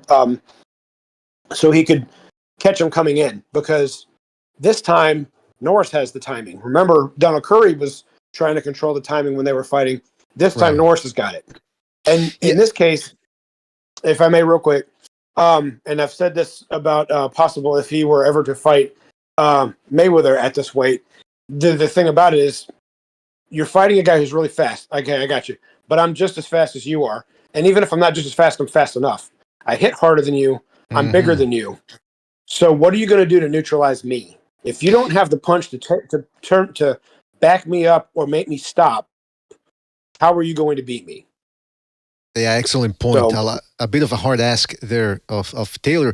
But if you watch this fight, especially the first 3 rounds, Taylor is landing on Norris. You can tell that Norris still has to sort of figure Taylor out. And I don't know if that's Taylor's Olympic pedigree shining here. In other words, if this was a 3-round amateur fight, they probably would have given it to Taylor after 3 rounds. But this ain't an amateur fight. Like Chief was saying. Exactly. You can be the faster guy. Yeah, you can take the early rounds. You got to go deep into 12 here. And that's when the size, the power, the grit starts to show. So, yeah, there is a bit of even though Norris, as we've seen earlier, is lightning quick, Taylor seems to be a little bit quicker than him, beating him to the punch in these early rounds. On a couple of occasions, you're not wrong, but what eventually start to see happening towards the end of the 3rd round is that Norris knows, okay, I felt everything he's got. I can punch with. So it's not a good idea to take punches if you don't have to, because even a light puncher like Melvin Taylor can still cause damage prolonged down the road. But in this moment, Norris isn't thinking that. Norris thinking, I'm going to win. Once he realizes Taylor can't hurt him, once he realizes the fact he can time him enough to where even if they throw punches at the same time and he hits me while I hit him, my punch is going to hurt him more than he hurts me. And that's where you... Go ahead. Go ahead. No, go ahead. No, I mean, I was wrapped up at that point, so... Well, to unwrap it, this is where, like you said, grit comes in, because speed tends to freeze guys, even bigger guys. And if they don't have the knowledge on how to keep on pressing or the wherewithal to do it, this can go on for 12 rounds, where they let the quicker guy do his thing and they get beaten to the punch for 12 rounds. But like you said, Norris says, okay, I see what you're doing. You're countering me with that overhand right. Now let's see if you can keep it up for 12 rounds. Again, maybe I'm giving Norris too much credit, but no, I don't. In my experience, not everybody can do that, even against a smaller guy. Again, that speed tends to shock some people. But Norris has speed of his own. Look what else he's doing. So that if the hand speed was more to the edge of Taylor, then Norris goes, okay, well, now I'm going to beat you with my feet instead. I'm going to bounce up and down. I'm going to do angles in front of you. And now you're going to have to reach for me. And when you reach, you're off balance. That's when I counter. And that's exactly what he did. And it's interesting because you're shorter. I have the reach. I'm now going to make you reach for me, because if I try and stand toe-to-toe with you, even though I can still beat you this way, I know the way I'm fighting now, you're going to be off balance. And I'm going to be able to dictate the pace. That's exactly what it is. That's how he got that right hand to stun him right there. It's a very good, astute observation right there, Chief. The timing, he started mixing it. Kind of like, I mentioned that this was a little bit like Crawford-Gamboa. That's what Crawford did to Gamboa.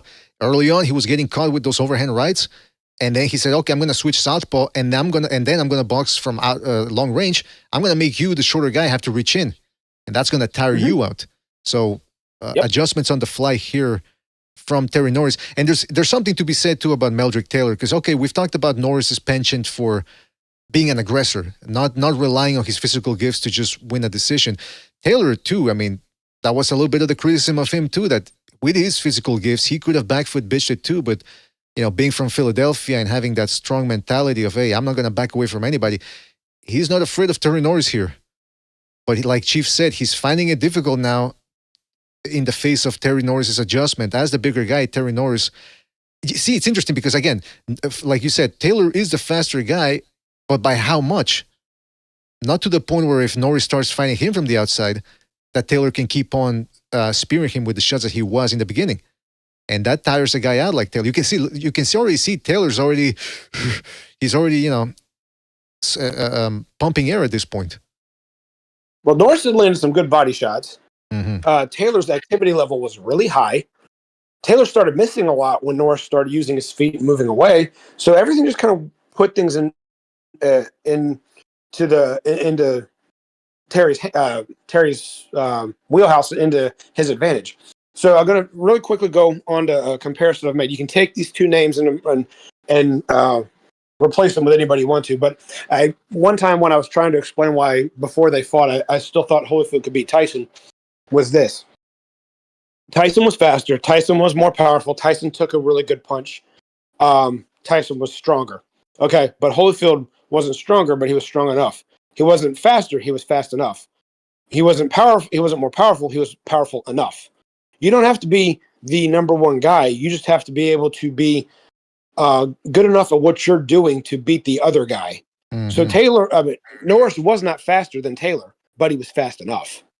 He wasn't necessarily the more fleeting on his feet, but he was good enough, and he didn't necessarily have he definitely didn't have the better boxing corner. Taylor definitely had that, but the corner he had knew what he could do and helped him develop a plan that was going to be in their favor.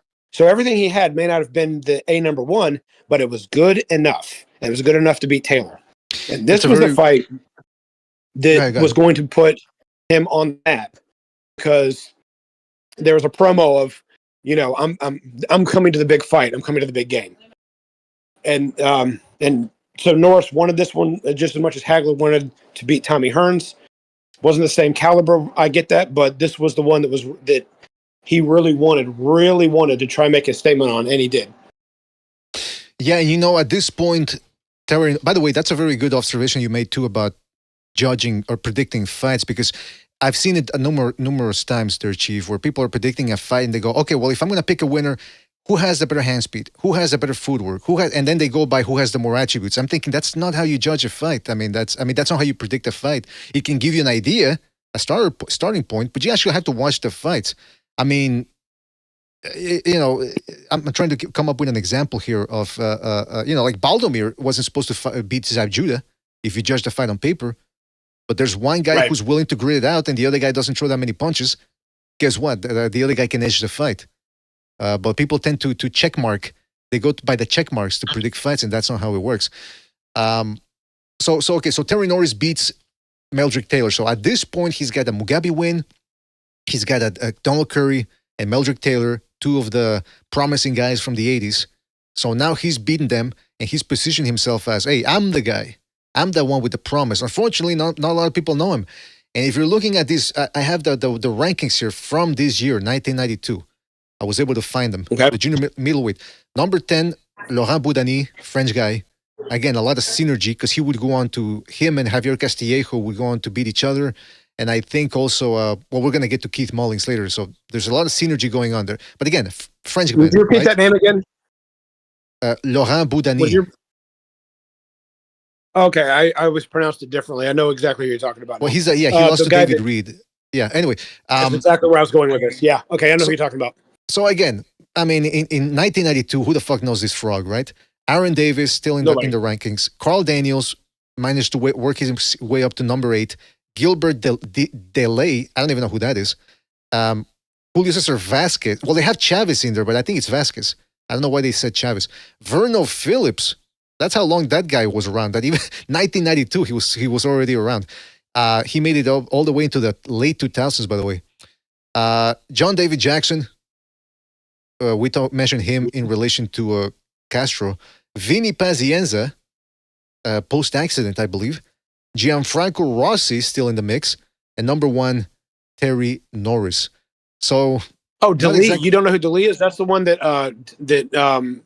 Vinny beat for the title. Is that right? Where's he from? Yeah. Either France or Italy. I don't remember. Okay. He fought out of Europe. So he's probably an African fighter that fought out of Europe. And Yeah, in a the lot of movie those Bleed guys. for this, they noted the fact that the reason why they wanted Vinny to fight DeLee was they were trying to get American interest in a unification fight between DeLee and Rossi. Ah, okay. Interesting. But as you can see, So guys, not exactly a Leonard in there. No Tommy Hearns, no Leonards, no even like a Duran or yeah. So there's not a lot. There's not a lot going on for Norris, who's trying to get himself noticed. He beat some of the never-wars, for lack of a better term, in Curry and Taylor. And it's not exactly doing a lot for him, but he's still grinding it out. He's a number one guy. Chief, I'm looking at the list here. So he beats Taylor in May 1992. Now his schedule starts to shrink a little bit. Now he has to wait all the way to December to defeat Pat Lawler. Then in the winter of 1993, February, he goes to Mexico to beat Maurice Blocker, long, rangy welterweight. Stops him in the second round. So looks very good. there's a reason for this. Mm-hmm. There's a reason for this. He and Simon Brown are supposed to fight in September 27th, 1992. Now, do I remember this off the top of my head? No, I remember the scenario, and I'm reading the rest of it off of Google because I couldn't remember what time frame it was. Mm-hmm. I came home early from hanging out with people, and I turned it on, and instead of seeing a fight in HBO coming up, Terry Norris is sitting ringside with his shirt on and dressed in khakis and everything else like that, sitting next to Larry Merchant. I'm like, what's going on? Simon Brown pulled out of that fight. He was supposed to fight Simon Brown.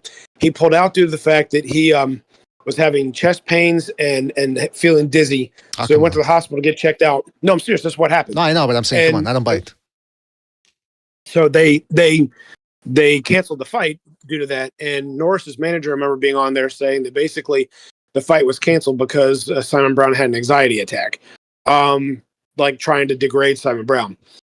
So the reason why this fight took so long between Mildred Taylor, Maurice Blocker, and things to come together was a fight was supposed to happen in September. It didn't. There wasn't enough time to get a recognizable person, especially since these European fighters and Don King was now not Simon Brown, Terry Norris's promoter. They're having trouble like ironing things out to get recognizable names of things that are going to make money. So when Simon Brown drops out, Maurice Blocker, his best friend, steps in his place. And that's where that fight comes into play. If you notice, when you look at BoxRec, you see that Norris is weighing in at 151. Like I said, he's usually a smaller junior middleweight. Mm-hmm. And like you said, he looked amazing in this fight. He knocked Blocker completely out. Yeah, he knocked. I'm gonna try to find the highlights if I can here. But just to mention that this was on the undercard of the famous Chavez versus what was his name again? The white guy. I can't believe I'm forgetting his name. Haugen, thank you, Greg Haugen. Yes, in Mexico, Estadio Azteca. Still to this day, well, actually, I think an African fight ended up beating the attendance record, but that's because he was outside. So I don't know if it technically counts because it wasn't within an arena. But for a long time, the Estadio Azteca fight was held the record for the highest attendance ever in a boxing bout.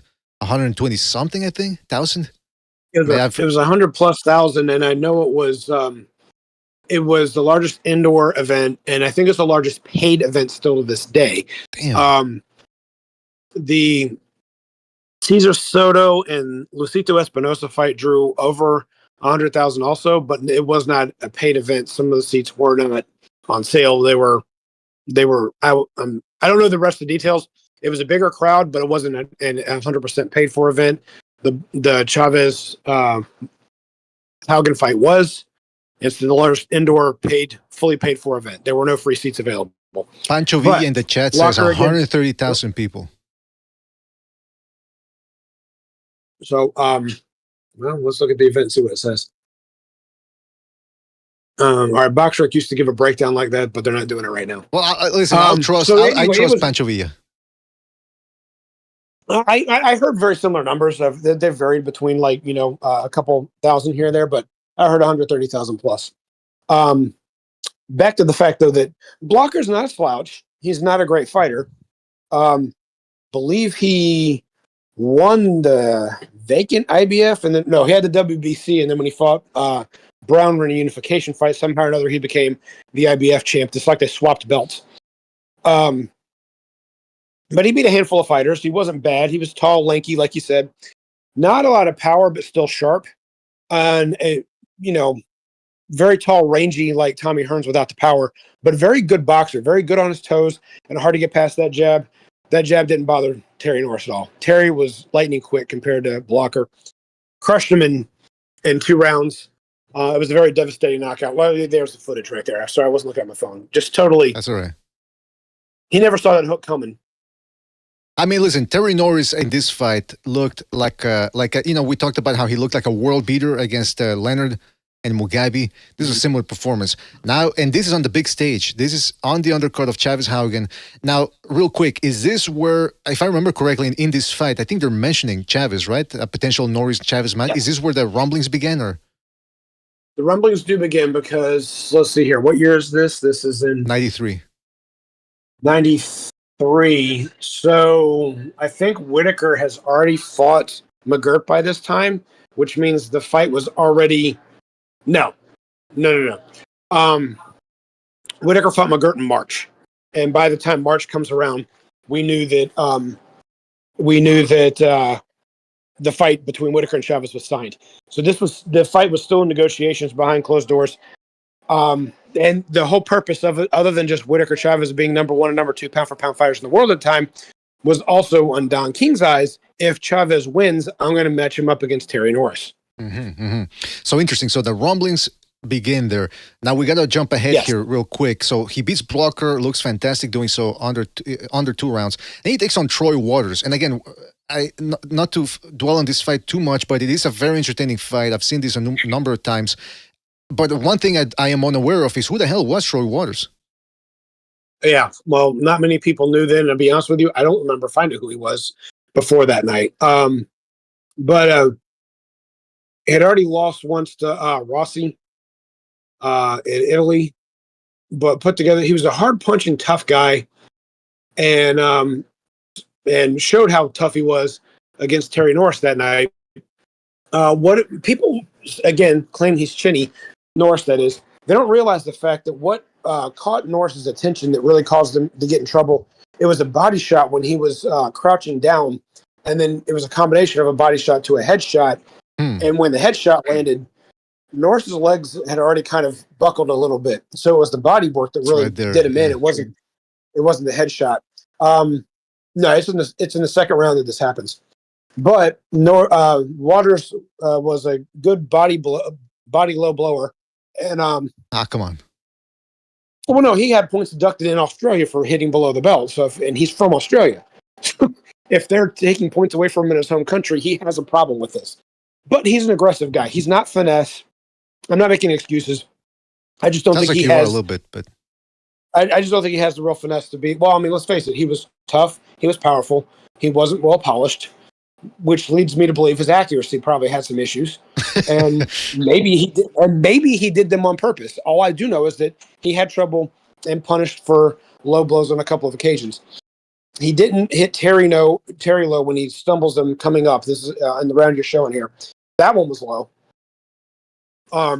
Anyway, well, Chief, when people when I hit people low, that's my excuse. Like, hey, listen, I have dyslexia, and then people tell me, what the hell does that have to do with it? And then I just don't answer because I have dyslexia. So, point being, so this is where Norris is now in a position because of this fight. It was tougher than expected against a guy nobody heard of. That it's, well, does he really deserve the Whitaker Chavez winner and blah blah blah? So this didn't help him any.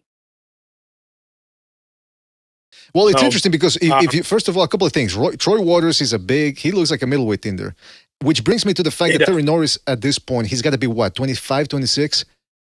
Not even, right? Oh yeah, look at that big right hand. He's filled up as a junior middleweight too. You know, earlier when we started this show, we were talking about how at 22 he didn't have his man strength yet. I didn't want to say in the Meldrick Taylor fight because Meldrick Taylor was already the smaller guy, but now you can tell that he's pretty coming into his own. He's coming to his own as far as musculature goes. Yes, he is. Even I think I think they've mentioned the fact in some of these fights that he started lifting weights a little bit. Yeah, in the commentary in this fight, they were saying that he could bench 310. Jeez, Luis, almost as much as my record. I don't think we saw Norris go down, but that looked like the end of the fight. It was attrition that got it. It was the cuts, and as tough as he just couldn't. Norris was just too much for him. Well, it looked like it was going to be an early night. Shout out to in the first Waters. round. Yeah, shout out to Waters for making it all the way into that, making it as exciting as he did. I think I did show the knockdown, but we were talking about. Okay, you're right. We there it is. Yeah. So that's where the Chinny. Before that, it's done. Yeah, that's where the Chinny allegations came in there. You could see Norris there is a little pissed off too that he got caught. But I mean, hey, at this point, yeah, he might have gone overboard a little bit with his attack, but that's because Waters was doing a weird crab-like defense that wasn't even working that much. So Norris probably got a little bit overzealous there, but he ended up stopping him thereafter. Yep. Now which takes us to the next one. That's right. Now, just to give people an overview of what's going on. So we know Terry Norris now is looking to become a household name, and he's not making it, but he's gaining a lot of traction. The Maurice Blocker performance, now this one, exciting fight, is lining him up for a Chavez fight. Now, I got to ask, well, maybe I'll save this for the end. I want to bring up one of your favorite fighters, Whitaker. But if you look my buddy. Yeah, your old buddy. If you look at the rankings, in terms of pound for pound, Terry Norris he was in the top 10, right? Well, up until the Norris fight, he was definitely number 3. Oh. I don't remember if he dropped after the Norris fight or not after the Waters fight off the top of my head. But his stance at number 3 was starting to become shaky because Roy Jones, even though he wasn't a champion yet, was garnering a lot of attention. Ricardo Lopez is still a long time undefeated. Orlando Canizales was breaking the record at bantamweight. So these were all guys that were looking to really move. And James Toney, of course, also on the come up, yeah. So there were a lot of guys that were looking to make major moves into the top 5 in different areas of the top 5. And Norris had this fight against a guy that nobody heard of that was supposed to be an easy fight, and it wasn't.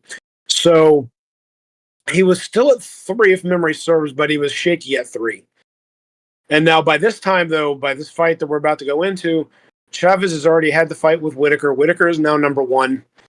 And I think Norris might have moved up to number 2 from there due to attrition. Because Chavez dropped down dropped down a couple pegs after the Whitaker fight. Right. Yeah. And Terry Norris, again, he's in his 20s. He's cemented himself as one of the top 10 guys. But again, he's not happy with just being a top 10 guy. He wants to be the star. In between, after the Waters fight, he takes on Joe Gatti. That's Arturo Gatti's brother. Wipes the floor with him in under a round. Now, he ends up fighting Simon Brown. Again, a welterweight, goes back to Mexico. What was it? That was the night of the punchers or something, right? Oh no, what was that? I don't remember what they labeled the card as. Michael Nunn opened against Murky Sosa, and then this was the co-main event, and Chavez was fighting Hulligan or something like that from Europe. Okay. And this was a fight when I talked about the Chavez, Andy Hulligan, when I noted the fact that they tried to go toe-to-toe, and Hulligan was just a little bit too young for Chavez to go toe-to-toe with, even though he was still beating him up. So Chavez didn't backfoot bitch it, but he did use the jab and make Hulligan walk into his shots. Didn't do a lot of hooks, did a lot of straight punches and stuff, and busted his face up. So I'm only mentioning that because it showed the depth to Chavez, and I referenced this in another show. But this was the co-main event. Now, back to Norris. What was going on here is Simon Brown had did an interview after this fight, had studied a lot of the mistakes that Terry Norris was starting to make from walking through people. Norris had started getting sloppy. If you noticed in the last fight you were showing us, Troy Waters, he started to square his feet up. He didn't fight out of a stance. He squared his shoulders up a lot. He, when he threw the right hand, he would overextend it and leave it open. He would keep dropping it. Like, remember when he fought Mugabe? When he got close to someone, his accordions went up, and it was almost like he had the earmuffs on, right? Mm-hmm. And he did something similar against Curry. If you look at him now, he's getting close. he'll have him up, but then when he goes to attack, he keeps him down lower towards his chin versus up near his temples. And he's starting to leave openings. Interesting. He's just in love with his power, and he thinks that his power can knock anybody out. Now, by this point, did Simon Brown already have the Morris Blocker fight? Yes, but he'd lost to Buddy McGirt. I forget if that was a main event or if it was an undercard, but it was on Showtime. And what happened was Norris was just like, I can't make the weight anymore. They said, look, one more fight and then you move up. And so this fight was a fight with Simon Brown at junior middleweight was on the rise. It was supposed to be him against Ray Leonard if Leonard would have beaten Terry Norris. That didn't happen. Mm-hmm. So then it was supposed to fight Terry Norris. But he had one more title defense to do, and it was Buddy McGirt, and he lost that fight. And so then he was just supposed to be the challenger taking on Terry Norris. And September 27th, we went over that already, what happened. So this was the long overdue fight.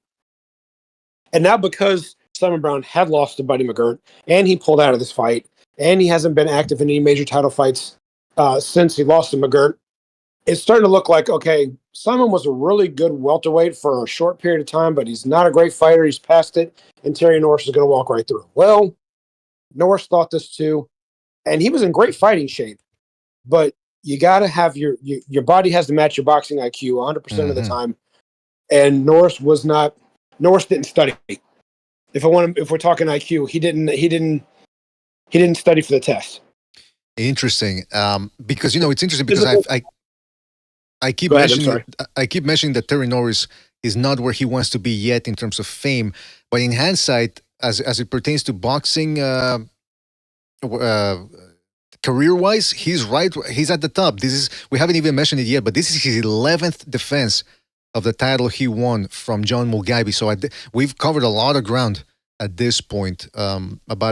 Within 3 years, he's managed to defend it 11 times, and there you see Simon Brown with a heavy jab dropping Norris, which only compounds to that myth later on that Norris is chinny because, hey, you're getting dropped by a jab, but it was a shotgun jab right on the tip of the chin. Look at that. Right, but look where his feet were, and Simon Brown points this out, and Terry Norris acknowledges it. His feet are squared, so he steps in with a good straight left, and no, it shouldn't have dropped him. I get that, but he had nothing to bounce himself with because his back foot wasn't behind him. They were parallel. Yeah, so, it's hard to tell in that replay there. So either way, even if a jab shouldn't have dropped him. A jab shouldn't have dropped him, but let's also note that every time he's been majorly hurt or knocked down in his career, not every loss, but anytime he's been hurt, it's Julian Jackson, it's Simon Brown, it's Troy Waters. These guys can punch. Mm-hmm. So is he chinny? Should he be knocked down from a jab? No, but it is Simon Brown. Right. It is Julian Jackson. All these guys can punch. It's interesting you mentioned that Simon Brown prepared for, because I didn't know that detail, but it makes sense when you watch the fight because Simon Brown has a very good shoulder roll. He's letting Norris fire those volleys, those fusillades, and then he'll counter after rolling with the shot. So he's letting Terry Norris get comfortable in there. He's drawing him in, playing possum a little bit. So it makes sense what you said, that he'd prepared for this fight for a while. He had it in his head. There was a Ring Magazine article after he won the fight and talked to him, and he said he didn't know what Fernie Pacheco and all them were saying about how he was fighting until we watched the fight later. Pacheco kept saying, but he keeps eating right hands, like he can't take this all night. And then what he said was, well, I was rolling. Exactly. Every time he threw the right hand, I just rolled back a little bit and lessened the effect. So if I would have been all stiff neck, yes, he would have knocked me out, but I wasn't letting him do that. I was when he would come forward with that jab and he would telegraph the right hand. I never saw it telegraph, but Simon Brown could tell it was coming. I just leaned back a little bit and I let it. Most of the momentum was gone by the time it impacted, so I knew I could take it, and that's what he did. Yeah, he's being very selective, and he's letting Terry Norris walk into the shot, and that's also because, like you said, when a guy's rolling with the shots, you're still making contact with him, so it's almost like, hey, I can still touch him. It's not like I'm completely touching air, so let me just keep on throwing.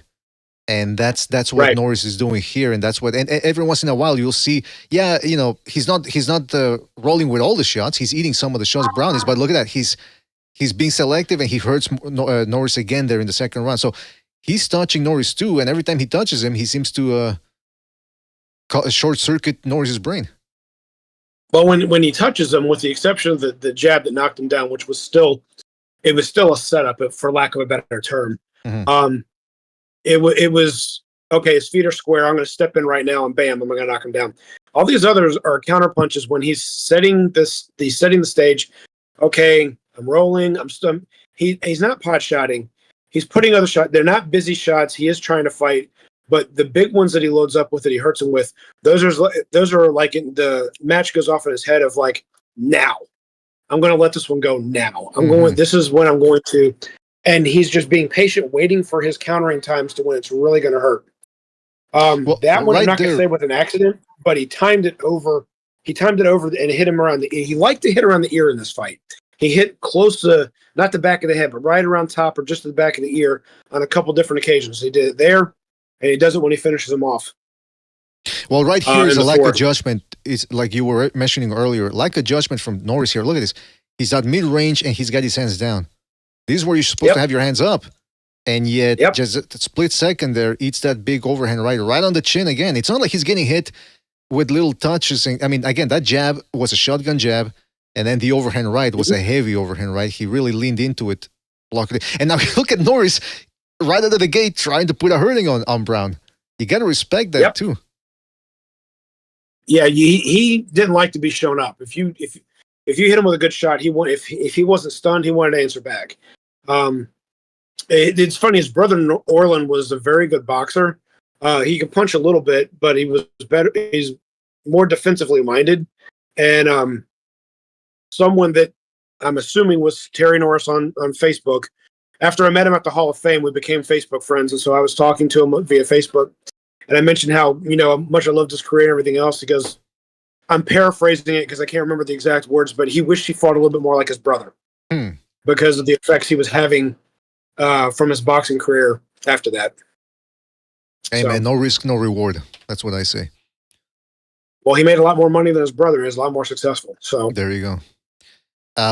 Now, so Norris here is still ongoing. Maybe there's the hope that, okay, as long as he doesn't hit you with a bomb, you can still outwork him, outbox him. Simon Brown, though, very sneaky, very wily, a lot of guile in this fight. This is where rolling with the punches will really take you a good long way because, okay, yeah, right there he got hit with a right, but there he made a miss. I don't know why this is lagging. Hold on a sec. Not Norris. Brown is now really he had a game plan if he wanted to do, but now he's to the point where he's starting to set traps. Mm-hmm. And Norris, because he wants to knock him out so bad, because he wants to prove this point that he belongs at the top, especially after the Troy Waters fight, he's falling in for every one of these traps. And there's Chavez getting ready for Andy Halligan. Look at how Chavez too, by the way. Look at how he warms up. See, I know this isn't it, but there's one where he's warming up in the back and he's actually shifting very well. Anyway, so Norris now gets hurt for the third time in the bout, and you can see he's still not recovered there. I don't know what he got hit with. Simon Brown also is fighting southpaw right now to rein in right hooks. I'm actually stealing the words from Steve Albert because that's exactly what he said. He said he's coming out southpaw looking to throw the right hooks, and that's exactly what he's doing. He's flirting with these hooks. He's looking to throw the right hand on the outside because he knows that Norris can't see it coming. So he's looking to try and not just set traps anymore, but really let Norris walk into shots. Looks like he went back to orthodox there, but he came out flirting with the right hand, and they were scoring for a little bit, and now that's it. Norris reached in too far, overhand right to the ear, and his equilibrium's off, and Norris is done. Yeah, that'll do it to you. Well, not done, but he's done in this fight. He's got more left. Big upset. Certainly, again, you got. That's why I kept bringing up the context of Norris being a pound for pounder, looking forward to bigger things. 11 title defense. He looks like he on paper he should beat Simon Brown, but it's just Brown kept hitting him, and every time he touched him, he was hurting the guy. Brown had him figured out that night. So Terry Norris goes back to the drawing board and realizes the fact he's like, yeah, I saw what I was doing well in this fight, and now I also see what I wasn't doing right. And he goes back to fix it, and he's like, you know what? I can be a power puncher, I can be a good boxer, and I just have to choose which opponent I'm going to do that with because I can't fight everybody the same way. I'm paraphrasing different interviews of things that he said very similar to this, and to save time, he pitches a complete shutout of Simon Brown in the rematch, to the point to where he doesn't even like fall for any base. There's a point in time when he's moving around the ring and Brown just can't figure out the speed and the movement, that Norris just kind of sits back and Brown backs up and waves him towards him, and Norris just stands on the other side of the ring, just bouncing on his toes like, nope, you're going to come to me. I'm not going to. Mm-hmm. And that was like the last 10 seconds of the round. Brown was like, no, you come to me. And he even said in the interview, Simon Brown is like, I wanted him to stand still so I could hit him. But those were pretty darn close to his exact words. And Norris is just like, no, I did that for you once. I'm not going to do it again. A lot of bounce on those legs. And again, we saw that against Sugar Ray Leonard, where Norris essentially out-Leonard the older Leonard. We saw it against Meldrick Taylor, as you pointed out, Chief, how he started using his footwork to draw out Taylor and make him miss, and now here it is in full effect. Also, one thing he started doing more of, if you notice in the first Brown fight, he's flurrying a lot, but his head is in the same axis. Here, whenever he sits still for a little bit, or whenever Simon Brown manages to put him on the ropes, you'll like right there, more upper body movement. He'll sit down on some shots, and at some point you see Brown trying to throw uppercuts to try to catch him coming down, but even then, just a lot of spring on those legs, whether he's moving or sitting down on his defense. Very dynamic defense. And even then, he's not back foot bitching it, because look, he's not running around the ring here. He's standing still. Well, right, he's moving, but see, he's not running throughout the periphery of the ring for 30 seconds at a clip. And he's firing punches in bunches. This is the sweet science, Chief. He's using angles. When Brown's coming forward, Brown was an exceptional fighter, but Brown was also a little bit of a plotter at times. And so when Brown, there's the whole, he has to get set. I'm making fun of someone else I used to talk to in boxing. Oh. Yes, everyone has to get set. But I'll tell you offline. Talking about doesn't matter. The point is not you. The point is that even when he's plotting, Norris can see how slow the feet are and how heavy they are and how he has to really plan himself to get the power, and that Brown doesn't throw these 5-6 punch combinations with speed and accuracy. So I'm going to beat him by doing what he doesn't do. If I want to load up punch for punch, he beat me last time like that. Well, I can punch in bunches, and I can punch from angles, and I can use my toes. He can't do that. So I'm going to use assets he doesn't have. And this is how I'm going to beat him. And it worked. Yeah, and just to remind people, because we forgot to tell people that Terry Norris did take a tune-up before this. So after he lost to Brown, he takes a tune-up. We're in 1994 now, by the way, just to give people a reference point. And yes, Norris is, there he's moving, perhaps you could say excessively, but he's not. To me, excessive movement would be close to 30 seconds of just circling the periphery of the ring before throwing one shot and then clinching or continuing to move. Look at this. See, this is what I'm talking about, Chief. See how he's using more upper body movement, bending the legs, and punching. Look at that. Did you see that counter hook he just threw? There. That was right there. And there inside, he ducks. Boom. Counter hook. Brown never saw that coming. And Brown was a very good fighter with good instincts. He just couldn't see it coming. Now, Brown's also past his best days. Don't get me wrong. Mm-hmm. But he just beat a prime Terry Norris. So even if he's just and he's also coming off of a title defense against Troy Waters. Interesting. Brown had a title defense before they rematched, and Brown completely outclassed Waters. Didn't have a single. I don't think Waters had a single real moment in that fight. So even though he didn't really knock him out like the power puncher that he is, he didn't have a single. I don't think he lost a round. And whereas we saw what happened with Terry Norris. But we're alluding real quick to wrap this up on something. You've noticed the footwork and the bouncing on his toes. that was gone in the first Simon Brown fight. It was gone in the Troy Waters fight.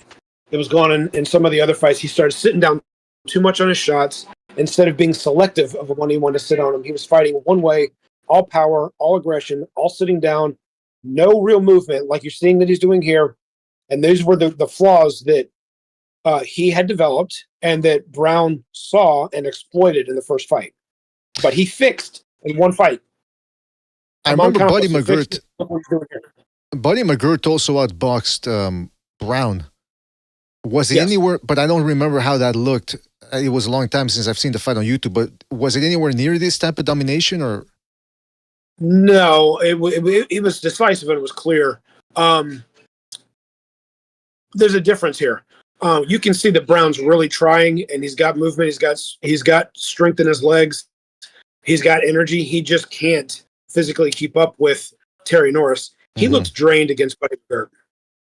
His punches were being pushed. His legs it looked like he's moving in molasses.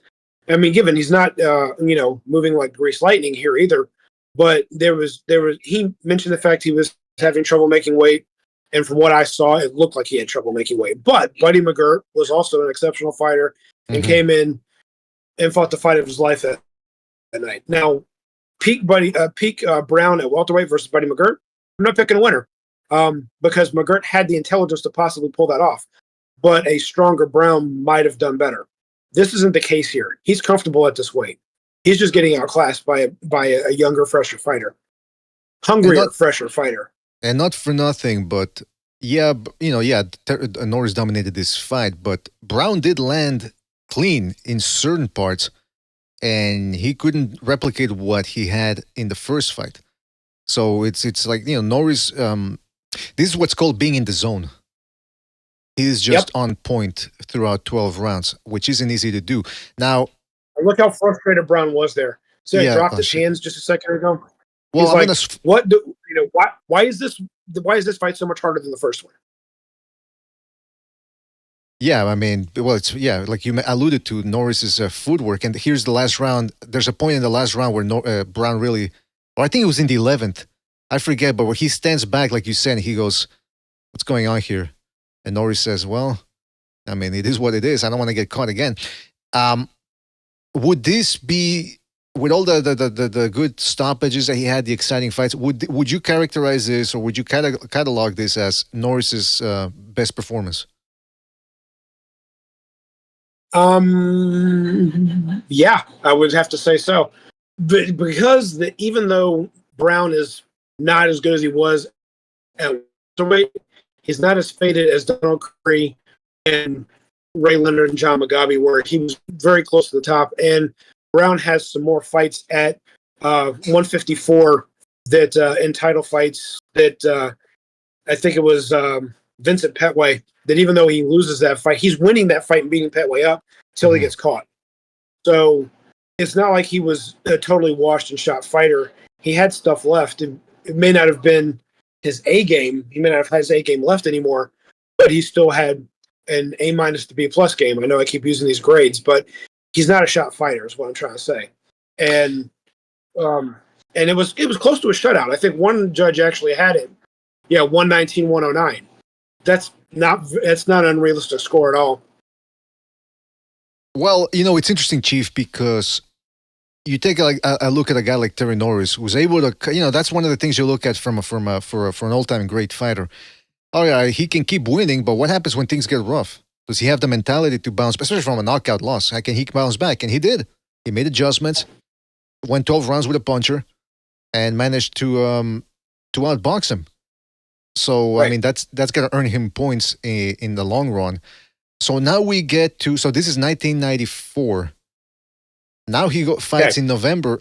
All right, now we got to go through this quickly, but it's a bizarre trilogy if I've ever seen.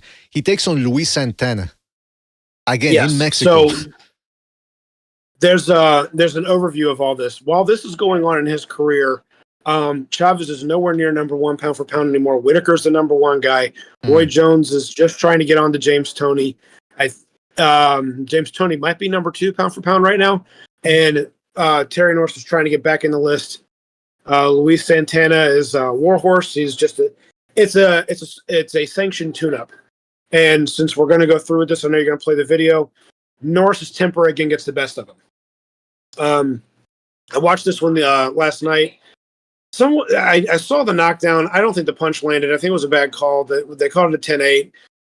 According to the scorecards, Santana was up by a point. That was ridiculous. It was not that competitive. But later in the fight, when Santana goes against the ropes, Norris gets behind him and punches him in the back of the head.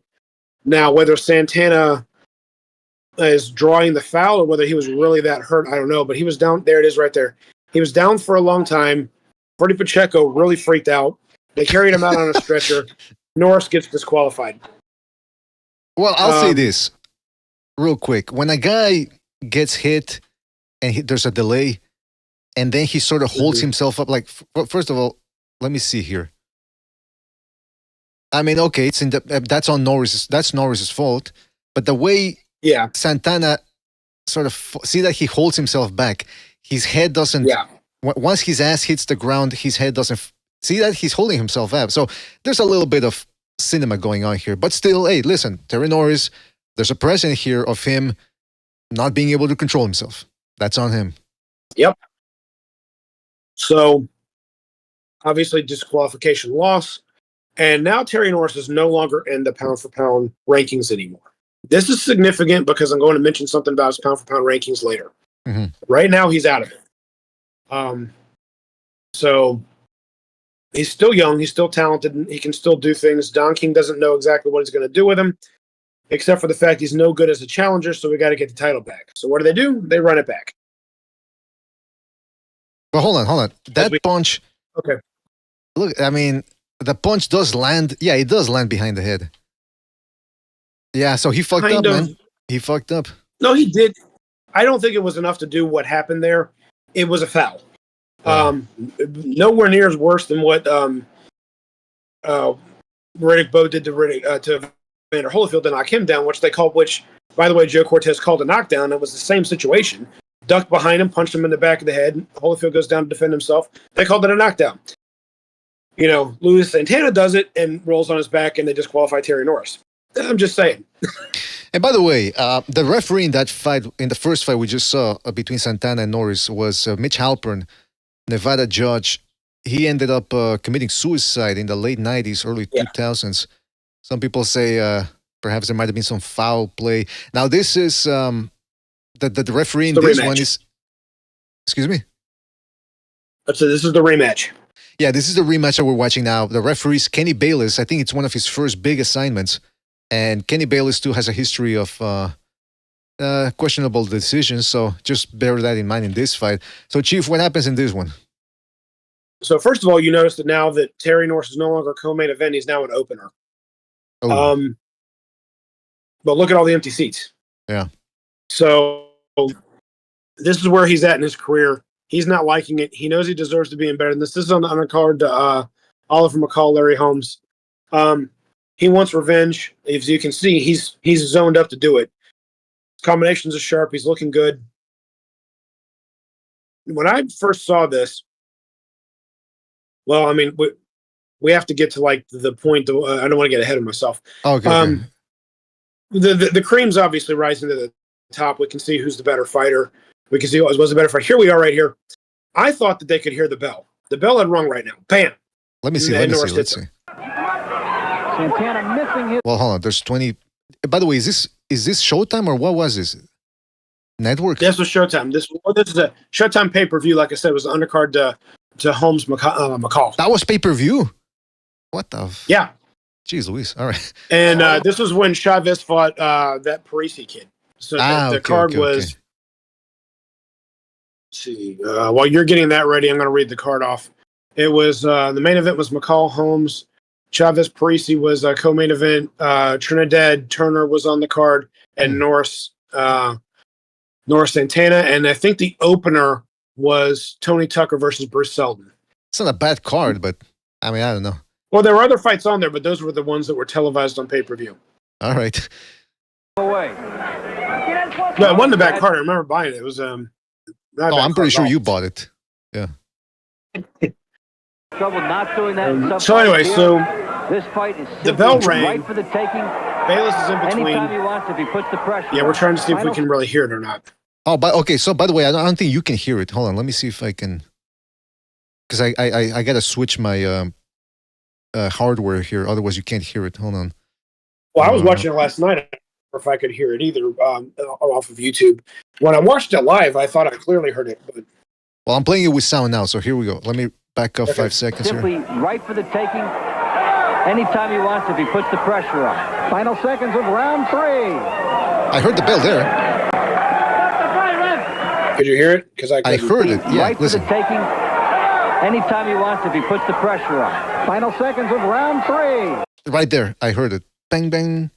But which is weird Okay. because it said it was 7 seconds Norris left. claimed, There's 8 seconds left Norris here. claimed This he didn't fight hear is it. simple. Okay. So there were 7 seconds left. I'm imagining here's just 4, 3, 2, 1 right there. Norris probably didn't hear it. It happens. It happens. Some fighters don't hear it. But Bayless Well, too. he claimed he didn't hear it. Right. But at the same time, you're supposed to stay back until the referee says fight. Norris knew what he was doing. But Bayless why didn't is really Kenny have- Bayless, now- Chief? Why is Kenny Bayless arguing? I mean, he's talking to them instead of sending them their way. Did he not hear it too, or what happened? Well, all I can well, he's separating them. I don't know what he's telling them right there. Probably not to tie up so much. You can't really hear what Bayless says. But let's also, like you said, I'm going to go on record. I'm not going to speak for the whole panel on the show, but he's not an incompetent referee, but he's just been lucky to be in a lot of famous fights. Mm-hmm. Made a lot of questionable decisions and just he lost control right there. Didn't have, the whereabouts of where Terry Norris was.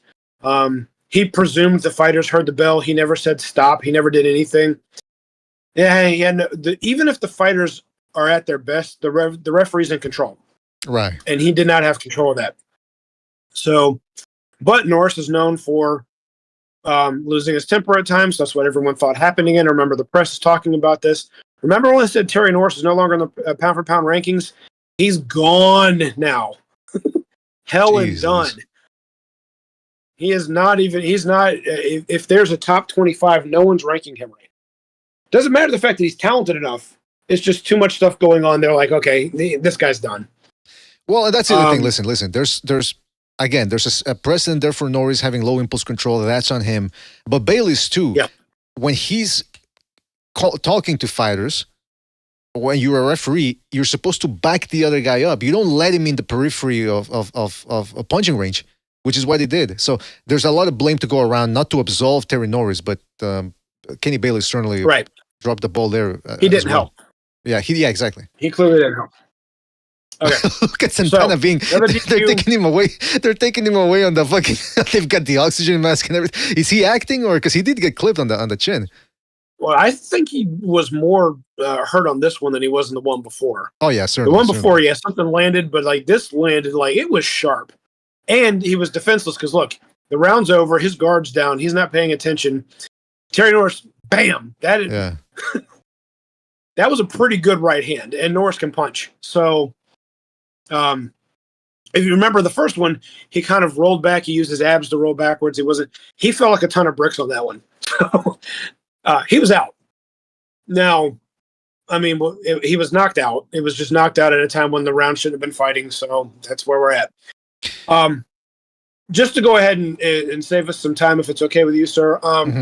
The third fight, Norris fights aggressively, but extremely controlled, and shows the fact that Santana doesn't belong in a ring with him, and knocks him out in 2 rounds. When he finally shows exactly what he's capable. But if you look, this is on the undercard to Tyson McNeely, but this is shown on ABC TV. Is that This right? is how far. Yeah, this is how far down Terry Norris is on the ladder now. Wow. Remember, he got under premium TV. Now he's down to not even undercards and pay-per-views. Well, it is an undercard, but this is on regular TV of the undercard. Mm-hmm. He's not even on the pay-per-view part of the undercard for this one. Interesting. It's interesting how I mean, I understand he lost to Brown, but then he avenged the loss. But 2 DQ losses is enough to put him on the blacklist. Apparently. Interesting. There must have been other things going on. Well, I'm sure Don King was like, well, what do I do with you? You need to put up or shut up because, you're getting in your late 20s, early 30s. You're definitely not a pound-for-pound guy. You don't have a title. What am I going to do with you? Right. So you need to prove yourself if you're going to be anything other than an opponent for me. Because if you start to look at something, and I'm not going to say Terry Norris was carefully managed, but they never pushed him to go to middleweight. So they never pushed him to fight Gerald McClellan or rematch Julian Jackson or move up to fight any of those other guys that Don King had at middleweight. They were perfectly comfortable letting him stay at 154, where he belonged, mind you. He would have been an artificial weight gain at 160. So I respect that, but they never made him like, okay, look, you're not doing anything. We're going to make you cannon fodder at 160. It's time for you to move up. They never did that. So because of this, now, while this is going on, though, Don King's starting to get a little bit of a threshold at 154 because Vincent Petway has fought Rossi by now. Paul Vaden's about to fight Petway. This is happening on the side on a couple situations. And Terry Norris finally got his title back. So America has a threshold in the title picture at 154 now. So it definitely behooves Don King for Terry Norris to come back because people know who he is. But now he's got people that he can promote on American TV to put him against to try and build things back up one more time for Norris's career. Right. And I want to remind me to ask you about that once we get into the after, because we got to speed up here and to get to the end, because I want to ask about De La Hoya, Whitaker, and you mentioned Julian Jackson, because when we were looking at the 1993 rankings, Julian Jackson's name was still up there in 1993. So I'm curious about as to why there was never a rematch, or whether they even tried to pursue a rematch.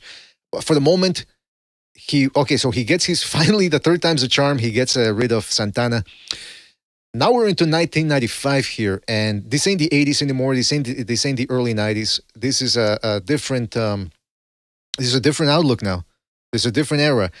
Like Chief mentioned, Whitaker's still around, but what's his name? Well, during the time of the Santana situations, that's when Whitaker moved up and moved back. He relinquished his title after Norris beat Santana to win his title back. For the record, I don't know if one has. Let me reemphasize: the Duvas had him do this. I don't think Purnell had any qualms with fighting Terry Norris, but the Duvas definitely didn't want anything to do with Terry Norris after the Melvin Taylor fight. Interesting. All right, I want to hear more about that, but again, this is a different. Okay, so era. moving forward, then. Well, this is a different era, right? Ahead, I mean, you got Barrera, you got he's the next Chavez, according to some people. Costa Zoo trying to work his way in there. A couple of years later, he'll be in the mention for De La Hoya. You got De La Hoya. You got Roy Jones, who razzled and dazzled against James Stoney. So it's a different era. And now Terry Norris has to compete against these guys for pound for Trinidad's on the way up. Yeah. Yeah. So there's other stars in boxing now, so it's a lot harder for him to make a name for himself. So, beats Santana, beats David Gonzalez. So now we have a rivalry. So like I said, this Vincent Petway, Gianfranco Rossi, Paul Vaden thing happens with the IBF. And Paul Vaden and Norris have some beef outside the ring. Where there's no need. It's a 12-round fight. There's no reason to go too deep into it. I will say, I believe it's on the undercard to Mike Tyson, Buster Mathis Jr. I am correct. This was on free TV. But Norris unifies 2/3 or 50%, if you count the WBO at this time, of the junior middleweight division. So he's gone from obscure prospect, champion, pound for pound, off, and now he's 2/3 undisputed champion. One fight against an undefeated Luis Vado, and then Vincent Petway. Once he beats Vincent Petway in 1996, I jumped up a little bit. Sorry about that. He's now back up to number 6 on the pound for pound list. So I've mentioned this before. Have you ever seen a time when someone has look, they're done, they're gone, they're no longer. They may still be able to sell tickets and they may still make some noise. They may still have some exciting fights. But once they're off the pound for pound list, they rarely make it back on. Right. And when they do make it back on, they usually make it to number 10. He made it all the way to the halfway point, plus or minus one spot. He made it all the way back to number 6 by this time through That's attrition. impressive. Yeah, that's impressive. So when I say he's a great guy, when I say he's a great fighter for what he's accomplished, from overachieving what people thought he was capable of doing, no, he didn't become a $10 million fighter. He became a multi-million-dollar fighter. He became a multi-time champion, and you don't work your way back onto the pound. By this time, I don't think he's in his 20s anymore. I think he's in his early 30s. So you're in your early 30s. You've been removed from the pound for pound list, and you've worked your way back to number 6. All right, name me somebody else that's done. When Roy Jones was done with pound for pound, he never made it back on. Right. Yeah, the only ones that I can recall, maybe Ali after his hiatus, maybe Barrera, but he was never in the top 5. He was never in the top 5 before losing to. At least I don't remember he being in the top 5 before. He was number 3 when he Junior lost to Pacquiao. No, but I'm talking Junior Jones. He was in the top 10. Oh but no, he wasn't. Yeah, he was top 10, but he wasn't top. He didn't cross the top 5 until after he beat mid. Yeah, so it's difficult to remember a guy who was able to get that high, drop down, and then get back in. And by the way, Vincent Pettaway, like people were mentioning, he's the guy who had that knockout win over Simon Brown, which is considered one of the best 154-pound fights out there. So that's a good win. I mean, again, it was a nice little war, and he pulled off a big upset because he was losing that fight. He was on his way out. He was about to get knocked out until Brown didn't see. I don't remember if it was a left or a right, but he got hit with a big shot and he went down. And that was the one where he's laying on his back, still throwing punches in the air because he didn't realize he got knocked out. Mm-hmm. So that's 6 title defenses. That set up. That I think was the WBA was in there somewhere with this ranking, but no, it was the IBF because Pettway beat Rossi. Rossi was the IBF champion, and Paul Vaden beat Pettway. So Norris did it in reverse order. He beat Paul Vaden first, and then beat Pettway, who was now a former champion. Mm-hmm. We're basically almost to the end of what he can do here.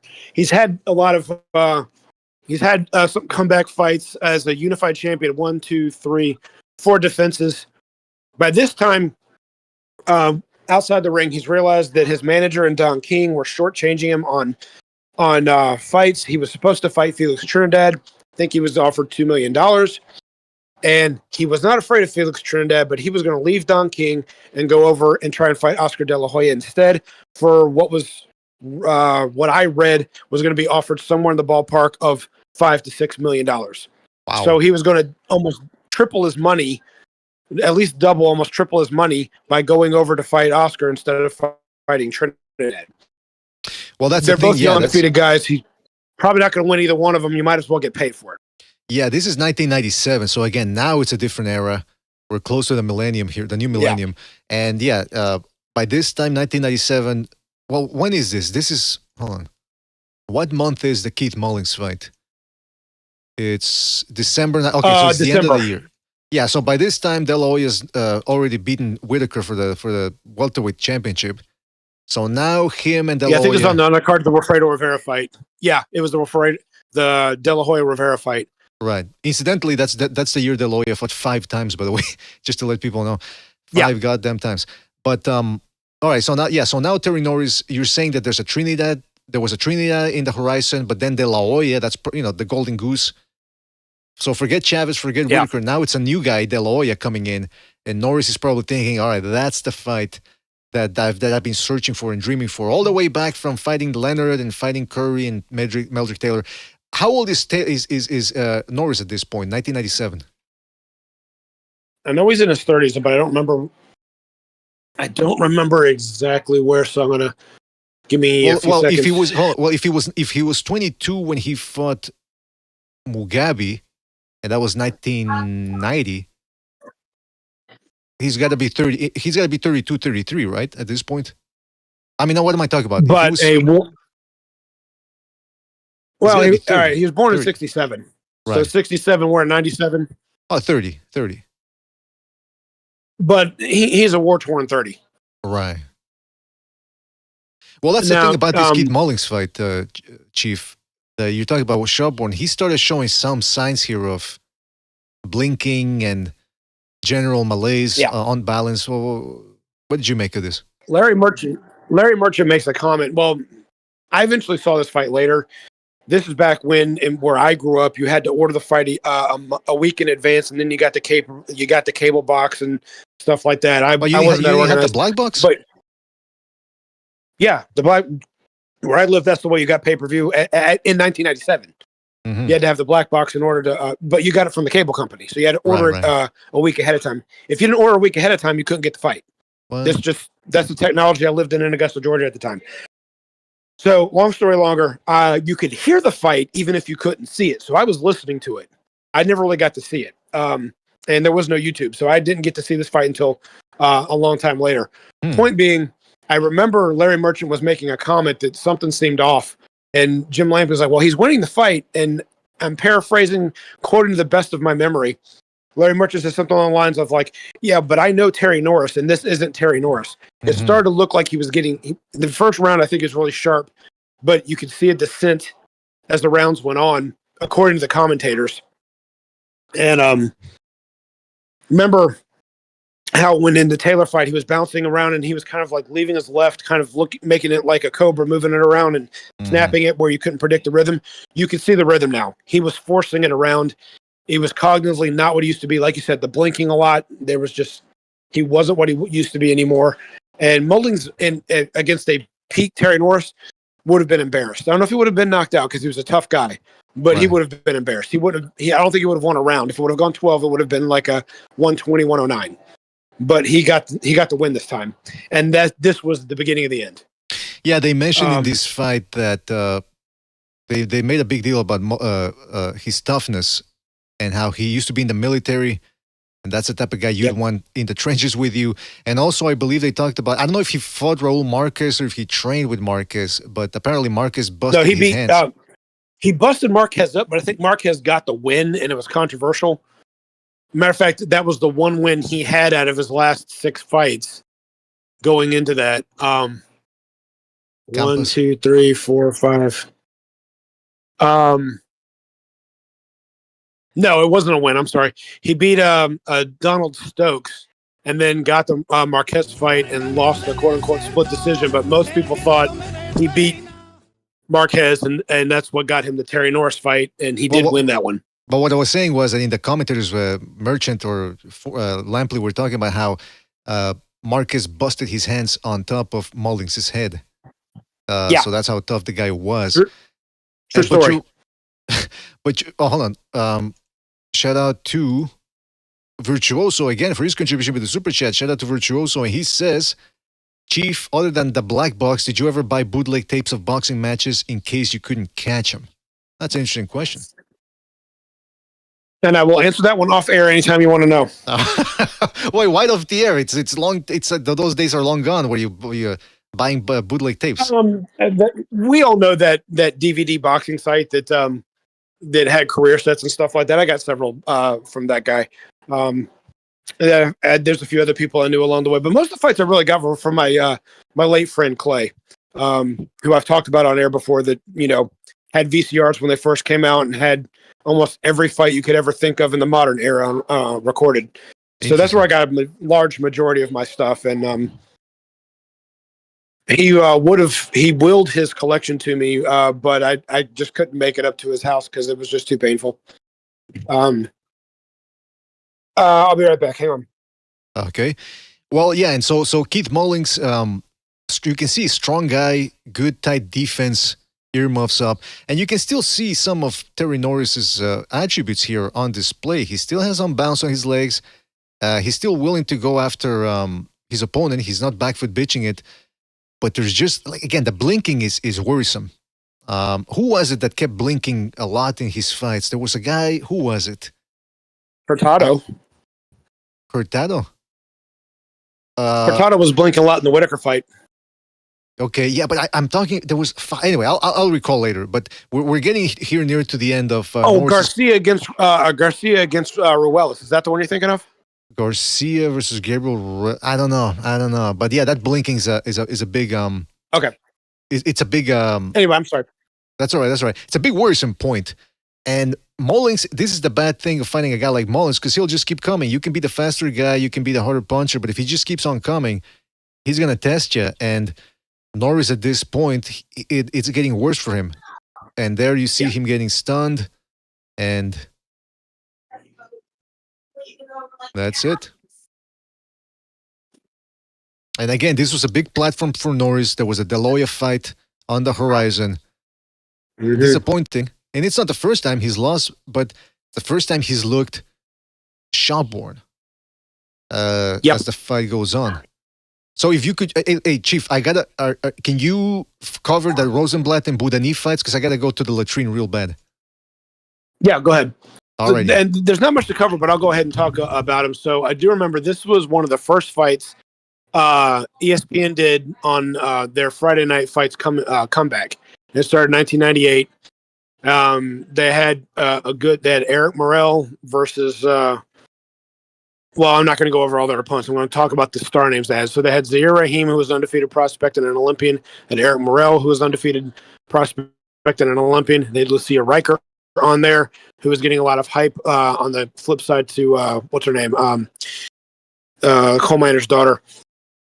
And then Raul Marquez was the co-main event, and then Terry Norris versus Rosenblatt was the main event. Now Rosenblatt was a decent prospect. It was had a lot of promise, but got upset on a knockout loss to Vinny Pazienza, and he avenged that. No, he avenged it later. So because he could be knocked out, this was Terry Norris's possibility of, hey, maybe he can pull this off. But as you saw in the highlights of the Mullings fight, he was flat. He didn't have the bounce. He didn't have the snap. The IQ was still there. He just couldn't put it together anymore. He was cognitively not the same fighter that he used to be. And at the same time, Rosenblatt was also too big for him. Rosenblatt had, I think he'd fought at super middleweight before and was coming down for this. Let me double check that. Because I think his fight with Vinny Pazienza's first fight with him was about 162 to 165. So he had been around the super middleweight area. He was just too big for Terry, and he was too young for Terry. And Terry was too shop-worn. And you then, could tell, by the way, because Badwani, go ahead. You could tell, by the way, in that Dana Rosenblatt fight, his balance looks horrible. He's leaning forward after he throws every punch, almost like he's about to, topple coming forward. His punches are wide. He's eating jab. Yeah, it was just he looked bad in that one. And the Badwani fight I couldn't watch it all the way through. I can't bring myself to do it. I saw the highlight of where Norris thinks he's bouncing on his toes and moving his left around like he did against Terry Norris. I'm not against Melder Taylor, but he's not. In his mind, that's what he's doing, but literally he's not. He's flat-footed. He has no bounce in his toes. He's kind of tripping over himself a little bit. He's slinging his arm around, whereas before it was controlled, and it was kind of you remember when Carl Weathers would dance around in Rocky and he'd move that left around and kind of swing it so you couldn't see I know it was choreographed, but Norris used to do things very similar like you saw in the footage of the Melder Taylor fight. I'm sure in his mind that's what he was doing against Badwani, but that's not what he was doing. What he thought he was doing, what I could see he was doing, were not the same thing. And it was just I think he hurt Badwani early, so he could still punch. He's a fighter. He could still do things. But it's kind of like you're going to rob the old man and get his wallet. He gets that one good shot in, but he's an old man.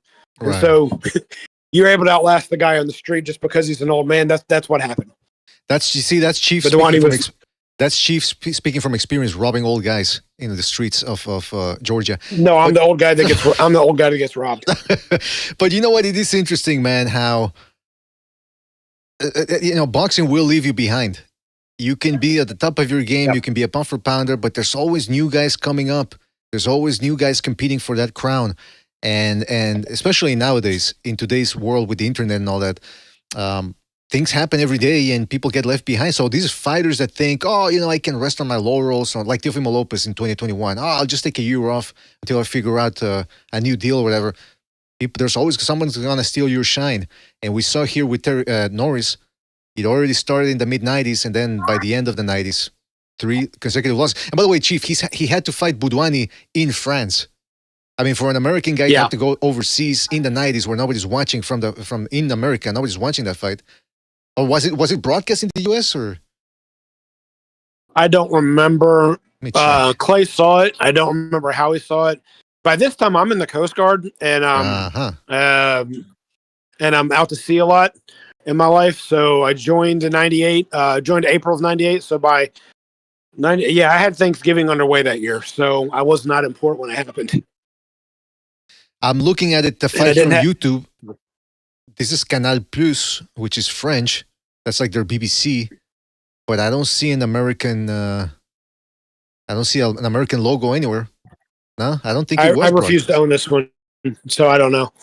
Have you ever seen it? Now, there's a little thing that's going to surprise you guys. There's going to surprise you guys a little bit. There was a point in time when I did not like Terry Norris at all. Is that right? I didn't like his trash talking. I didn't like how his temperament. I didn't think he had a lot of class. But as he worked his way back in the rankings through attrition and that work ethic he earned my respect. And then when I met him at the Hall of Fame, well, that's a twofold situation. Mm-hmm. One, it broke my heart because by the time I met him, he was completely slurred speech. And so I was actually getting Arguello's autograph and talking to Arguello when I saw Terry Norris. And I didn't brush, you're not going to brush Arguello aside, it's Alexis Arguello. So, but I wanted to keep an eye on Terry Norris because I missed his Hall of Fame induction. I wanted to meet him. I didn't want to miss that situation. So when Arguello was done signing my autograph and telling me his stories and being nice, I beelined straight over to Terry Norris and I went over and I shook his hand. I was like, I'm so glad to meet you. And I've always wanted to. I'm sorry I missed your induction. Congratulations, champ. You're highly underrated. People don't respect you.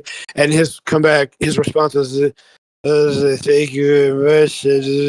And I could feel my face sinking when he did that. Right. And I hope that he didn't pick up on it.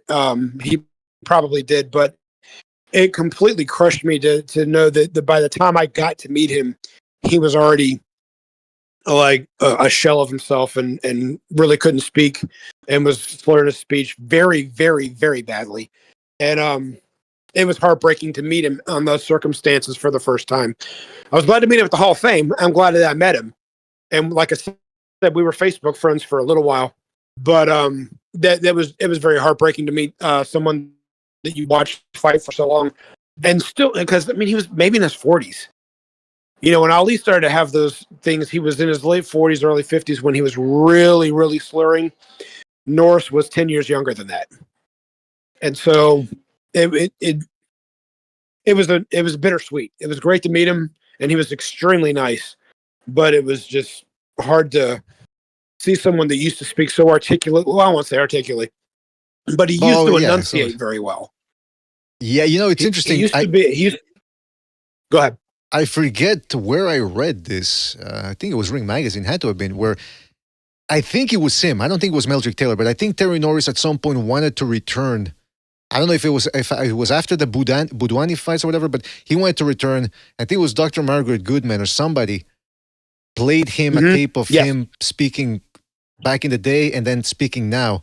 And I think Terry Norris broke down in tears because he realized, holy shit, I'm in bad in a dire situation here. So yeah, it's heartbreaking, but it's boxing, man. These guys know the deal. I know. When they sign up. But it is interesting because okay, so let's get into the post-fight here thing because I have a lot of questions about it. First of all, he ends up making it into the International Boxing Hall of Fame in 2005. Yes, and well deserved, would you say? Oh, absolutely.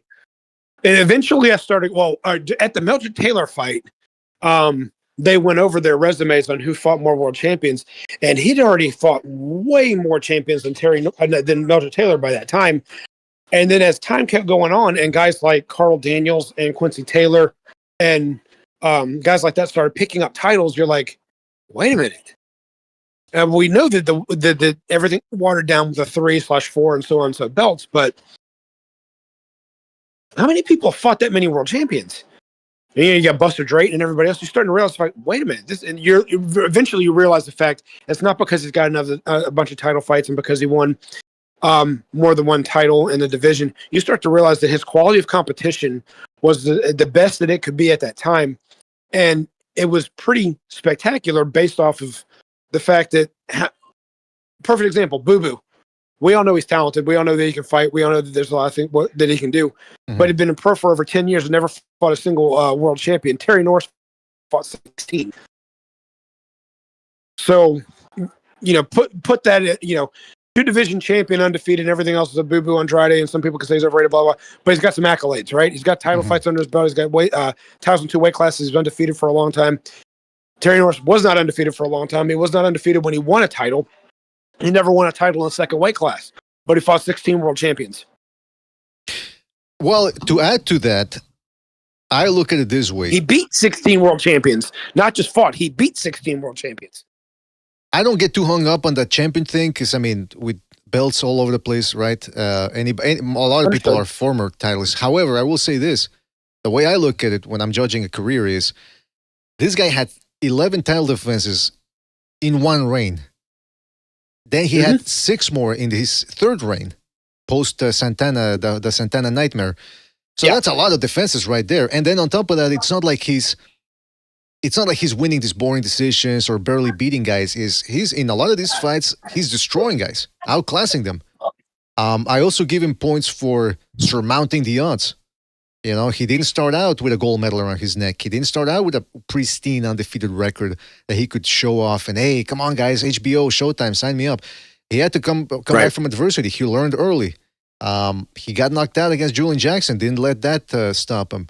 Ends up getting an upset against Simon Brown. Comes back, outclasses a guy. We can sit here and say, well, Donald Curry was never was. So was Meldrick Taylor, and Leonard was shopborn. But guess what? Terry Norris made him look. Terry Norris made Leonard look like he was shopborn. He made Meldrick Taylor and Donald Curry look like never was. If you would have imagine if you would have gone to a 12-round decisions against these guys or struggled, then we would have a little bit more criticism. But the fact that he stopped them is, hey, he did what he was supposed to, right? And that's how I look at it. When a guy doesn't belong in the ring with you, when a guy doesn't belong in the ring with you, and you can't knock them out, then you do what a young Camacho did, not the pre-Rosario. You outclass them to the point to where you're like, yep, that was like not just an exhibition, that was like a clinic, right? Mm-hmm. But when you can knock them out, you don't put on the clinic, you ship them out. And when I say ship out, that's a direct quote from Terry Norris.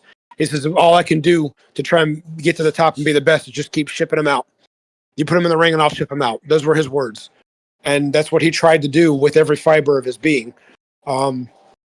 He didn't accomplish his goal, but of being number one and being the best in the world. But you know what?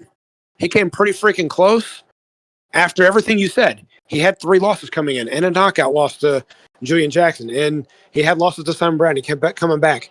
You just couldn't count him out. He had that chip on his shoulder for not being the number one guy. And he fought like that his whole career. And it got him to the Hall of Fame and it got him rich. He made a lot of money. The one thing that there is to that takes some points away, and again, not necessarily his fault, is that there's no prime guy in there. Like, Leonard had Hearns.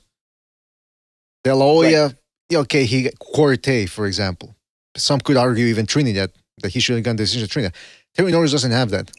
He doesn't have a fellow undefeated guy that, okay, now it's the 2 best guys in the division. They've beaten everybody. Now they fight each other to find out who's number one. He didn't have that. Right. Well, some guys don't. But what they do instead is they have. So instead of like one defining fight, he had several defining fights. If you can't get that one big defining fight, then you have several ones. Because he did beat Ray Leonard. He did beat Donald Curry. He did beat Meldrick Taylor. He did avenge his loss to Simon Brown. So it wasn't one thing that he did. He did many things. And to point out, Simon Brown was a very good welterweight. He was now he wasn't a junior. He wasn't as sought as at junior middleweight by the time he got there, but he was an accomplished guy at the weight class below, and actually beat him one time. So, there's things to be said for this. The way he's able to avenge losses against great fighters, really good fighters. Calling Simon Brown a great fighter might be hyperbole because he didn't quite make it to that upper echelon either. But he was no slouch. He was really good, and he was a very good fighter. He was the best welterweight of his time. After Donald Curry left. So, I don't know what that's saying, but it may have been a weak division at the time.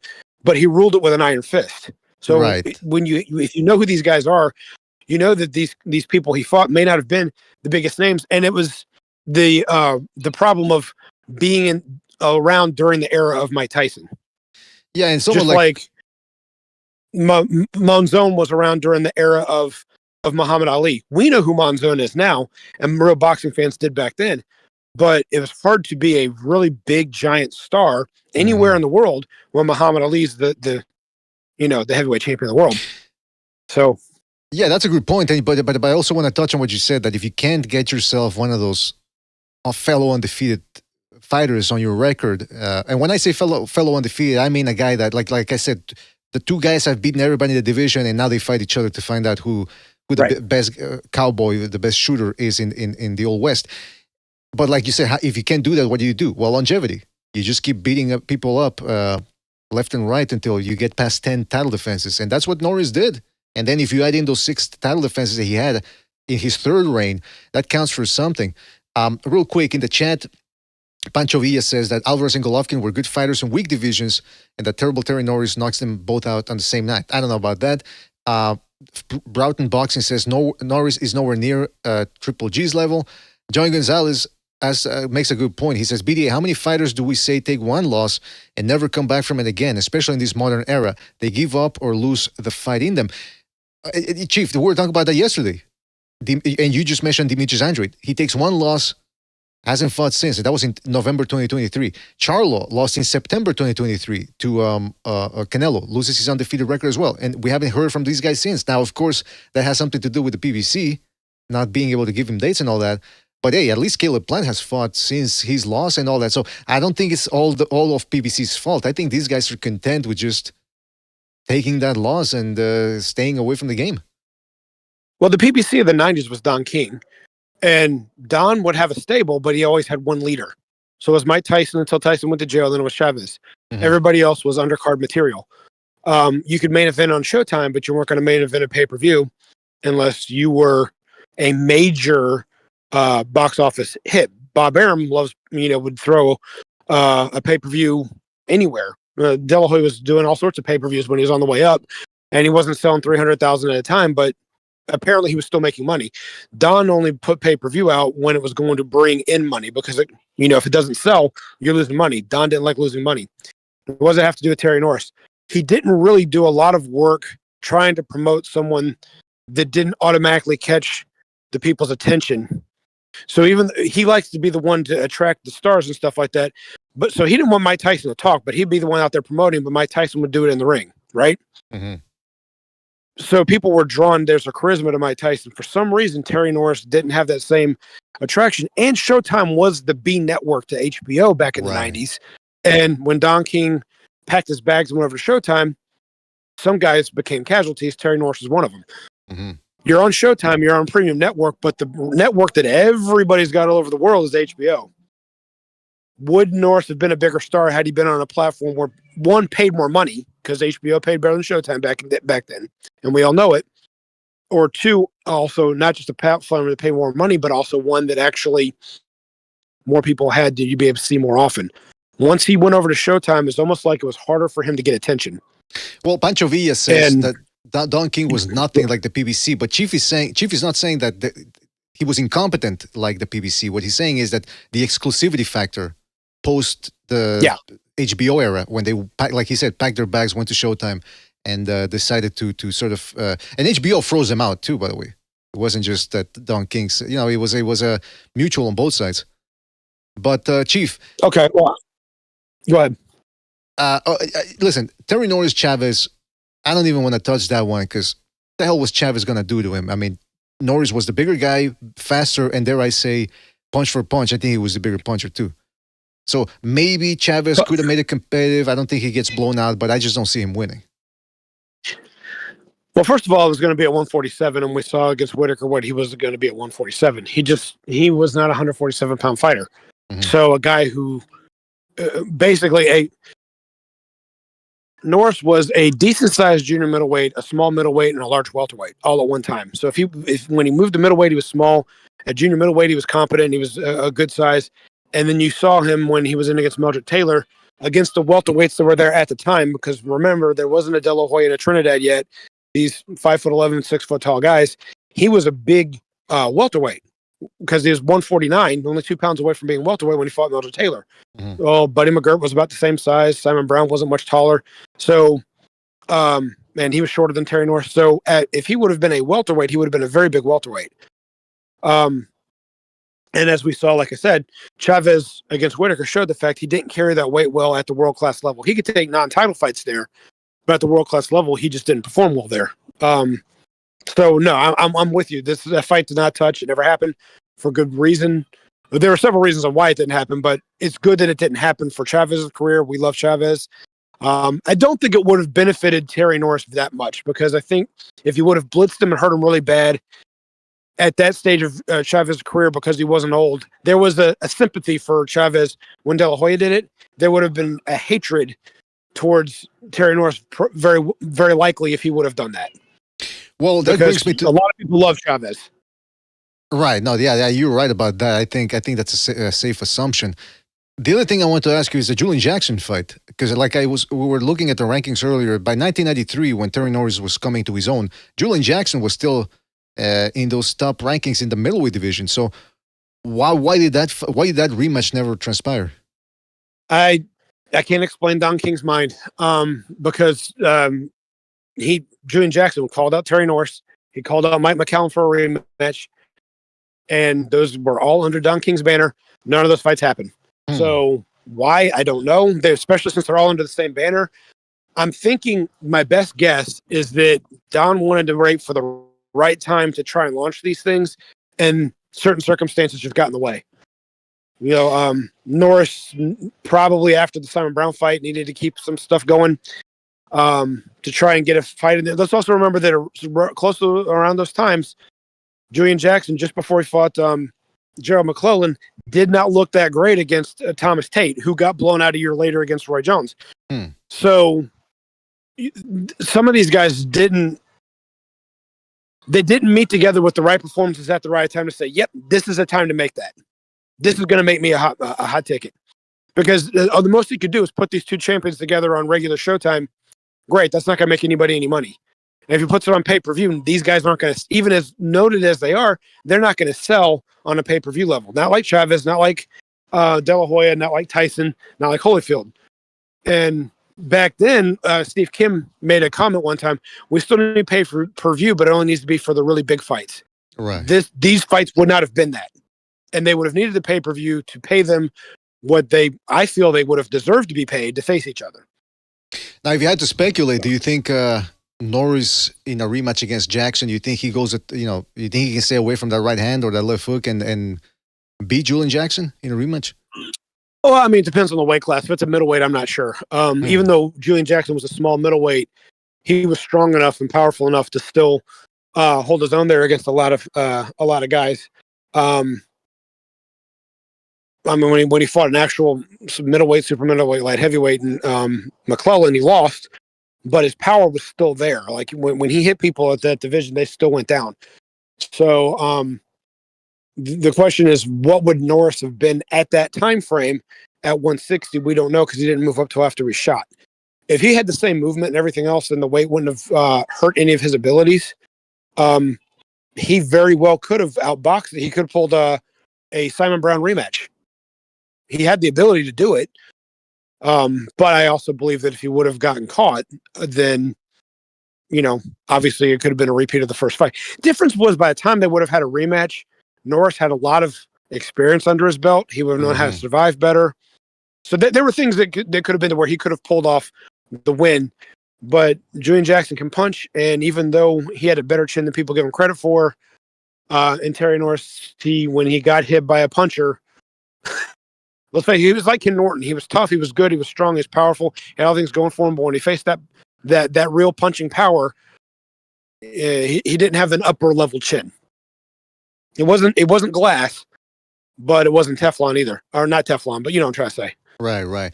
And but okay, well that brings us to the other thing your favorite fighter, Pernell Whitaker, versus Terry Norris. Had that fight taken place at 154, which Whitaker did compete at 154. Let's say this fight would have taken place in 94. Or who do you think would have taken that one? Norris might not have looked as impressive as some people want to believe of the fact that he would have walked right through him because he would have tried too hard.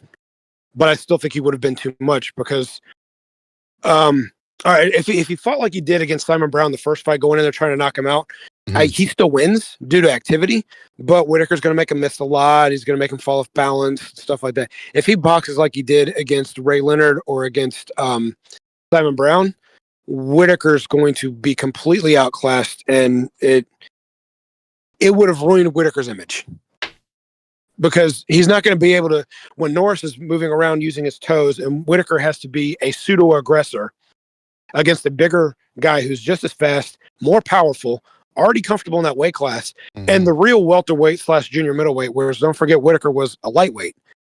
When De La Hoya, even though he looked bad, just took the power off and just threw combinations and stuck to his jab, Whitaker was losing those rounds. So now you're talking about a guy who's, I'm not saying he has a higher IQ than De La Hoya, but with the way he threw his combinations at 154, and if he would have been fighting the fight of, I'm using angles and Whitaker has to come to me, Whitaker's not going to, he might slip him, but he's not going to be coming forward, slipping him, and like James Toney would. He's going to be at distance, backing up the whole time, on constant defense, making him miss, but not making him pay. And it would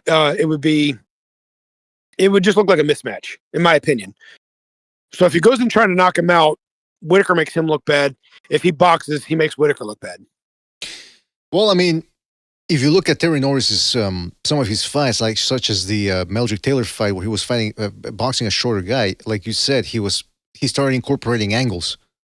And if Whitaker starts doing his herky-jerky upper body thing where he starts playing around, maybe Norris, with his fast feet, could get around those. Maybe it would look a little bit like Jones versus Toney, where the other guy's playing defense, and he's deflecting a lot of the shots, but the other guy's still throwing volleys, and some of them are landing. Yeah, that's the other thing. You mentioned De La Hoya. De La Hoya, his combinations were a little wider because he was trying to set up and end the combination with that dynamite left hook. Now, Terry Norris didn't have as flashy, a destructive left hook, but he did have shorter combos where he would often slap. They were crisper and more compact. You're right. Right, and I think we saw it a bunch of times, specifically in the Simon Brown fights. He could double up on that left hook upstairs. That just a rat-tat-tat-tat type of combination. Which De La Hoya, even though he had very flashy combinations, they were longer. And like you said, I think Pernell Whitaker was trying to clown him and bait him into throwing those wide combos so he could make him miss and try to take some steam out of him in the later rounds. I don't know if that would have worked against Terry Norris. So let's take Terry Norris' skill, but take Felix Trinidad's game plan. Sidestep and make him come to you. Stick the jab and just sidestep and make him come to you. Don't take the aggressive stance until late in the fight when he's so far behind that I can do what I want to now because he has to take risks, and I can try and walk him down if I want to. Oh, Chief, you cut off, man. I don't know if you can hear me. And can you hear me? Hold on, my connection's my connection's fucked up. Hold on. I can hear you fine. Okay, I think I'm back. Yeah, my bar went red. All right, I'm back. Yeah, okay. So sorry, keep going. Go ahead. No worries. Everything's cool. So my point is, when Trinidad started going offense against Whitaker, it was to the point to where when he did go backwards, Whitaker's not going to back foot too much because he's so far behind the fight, he has to take chances. And so he was walking into shots, and Trinidad was able to walk him down.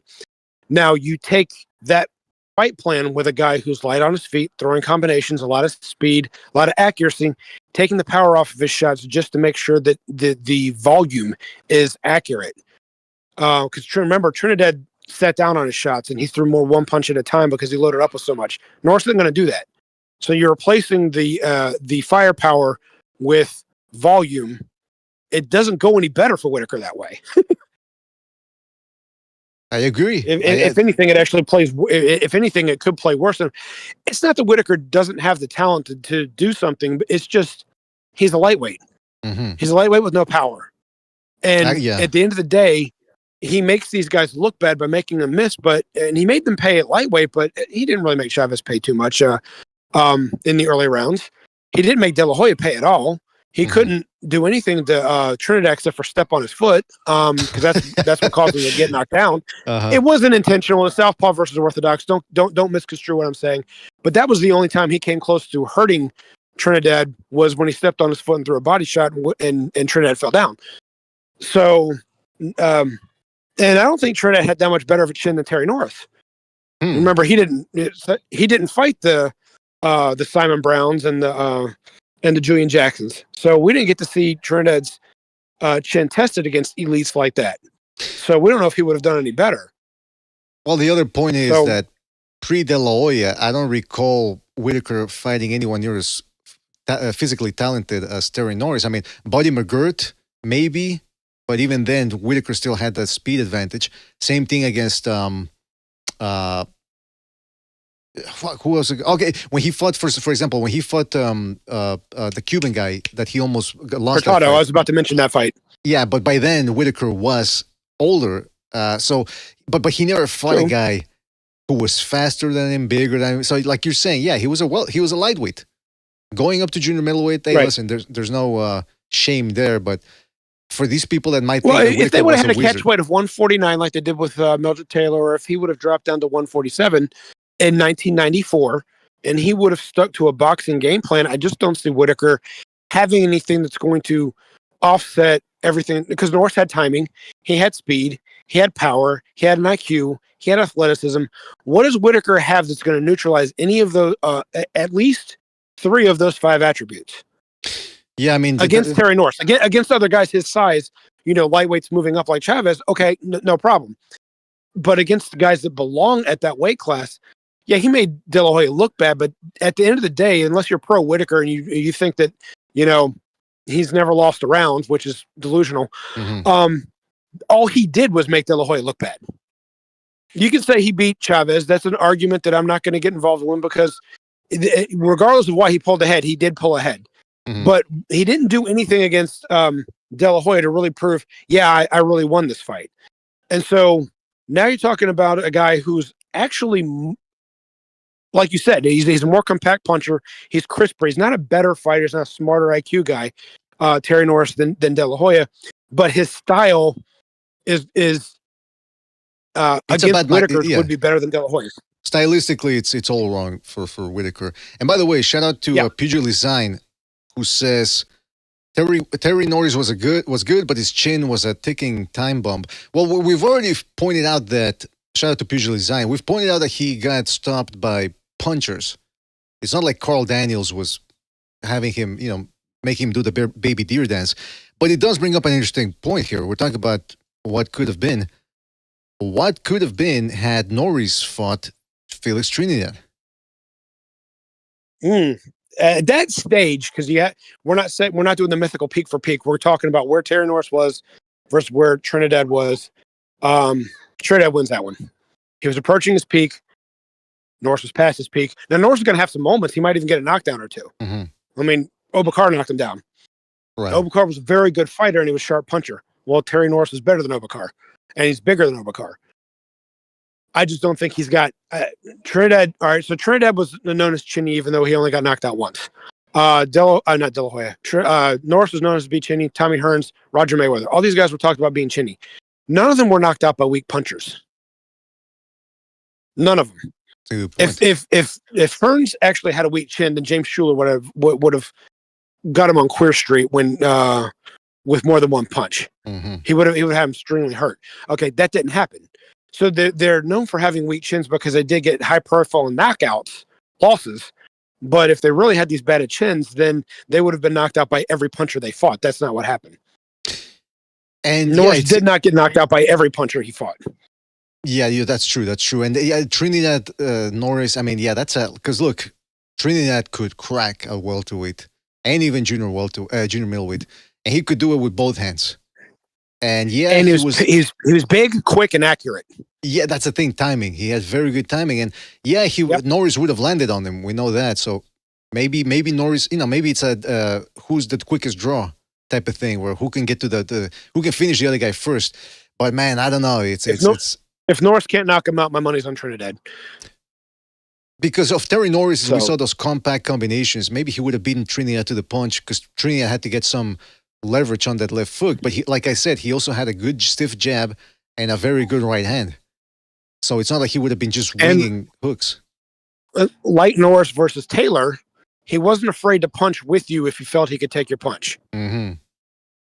So some say that Mayweather's the best counterpuncher because he rarely took the punch in order to give a counter, and I'm not going to argue that point. But sometimes some fighters are in a situation where that counter's not going to be there unless you take that chance of opening yourself up to possibly get hit while landing your own shot. Okay, most of the time, 90% of fighters have to do that. And when they knew the other opponent wasn't going to be able to hurt them, Norris and Trinidad both would punch with you to land their own. And, that caught up with Norris, as we said, based off of his mental state now. We haven't seen that happen with Trinidad yet, but that's what caused some of his knockdowns. Mm-hmm. Is he was coming in, trying to time right hand for right hand, or, whatever counter punch is coming. And he got caught in the process of throwing a punch while getting hit. And he didn't always see these punches coming, and he went down. But they didn't put him on Queer Street, with the exception of Hopkins. They didn't put him on Queer Street to the point to where he was, where he couldn't recover. He got up, he got himself together, he started to break the other fighter down, then he knocked him out. Norris didn't go down that many times. Like Trinidad was like a second round wake up call. It happened pretty often. Norris did not go when he usually went down. One was usually against a puncher, and usually it was a loss. It's hard to compare these two by chin wise on that scale, but basically, like what you said, the sharper combinations. I think it would be a lot like the Obakar fight. The difference is that I don't know if Terry would have been able. Well, I won't say difference. The similarities. I don't know if Terry would have been able to finish that down the stretch. And Trinidad might have gotten a late round knockout. But if Norris is able to keep that momentum going and keep Trinidad on his heels with those combinations, there's a very good chance that he could outbox him like he was doing to Julian Jackson before he got caught. The question is, does he get caught? That's the big question. Yeah, that's a big question, and we can only wonder with this hypothetical fights. But be it as it may, Terry Norris ended up having a very good career. He's a Hall of Famer. Yeah, he ended up being a casualty in a lot of ways because of his CTE. But at the end of the day, heck of a fighter. And, we covered a lot of ground here. We skipped a lot, too. And we still went past the 3-hour mark. But that's just the way it happens. That's why I wanted to, if I was thinking if we focused on, let's say, Roberto Duran, that's a 100+ fights. We'd have to skip through a lot. So I don't know what's the next fighter that we're going to focus on. But we will be doing this again. That's for sure. By the way, I will do my best to try and keep it down to 2 hours next time. Sorry about that. I mean, I think we did a good job. I mean, we skipped a lot and we still went over. I mean, but then again, at the end of the day, I'm glad we skipped a lot because then we were able to have this post-career discussion. Because I don't think we had enough time to do that with Whitaker and Chavez. But hey, listen, we learn as we go along. Pancho Villa in the chat says he would have loved to have seen Jose Luis Lopez versus De La Hoya or Trinidad. Yeah, that Lopez guy, he was heavy-handed, but he just a little bit too reserved. Wouldn't let those hands go. He wouldn't have shown up. I know what he's saying. I know why he's saying it. I agree 150% based off of what's on paper.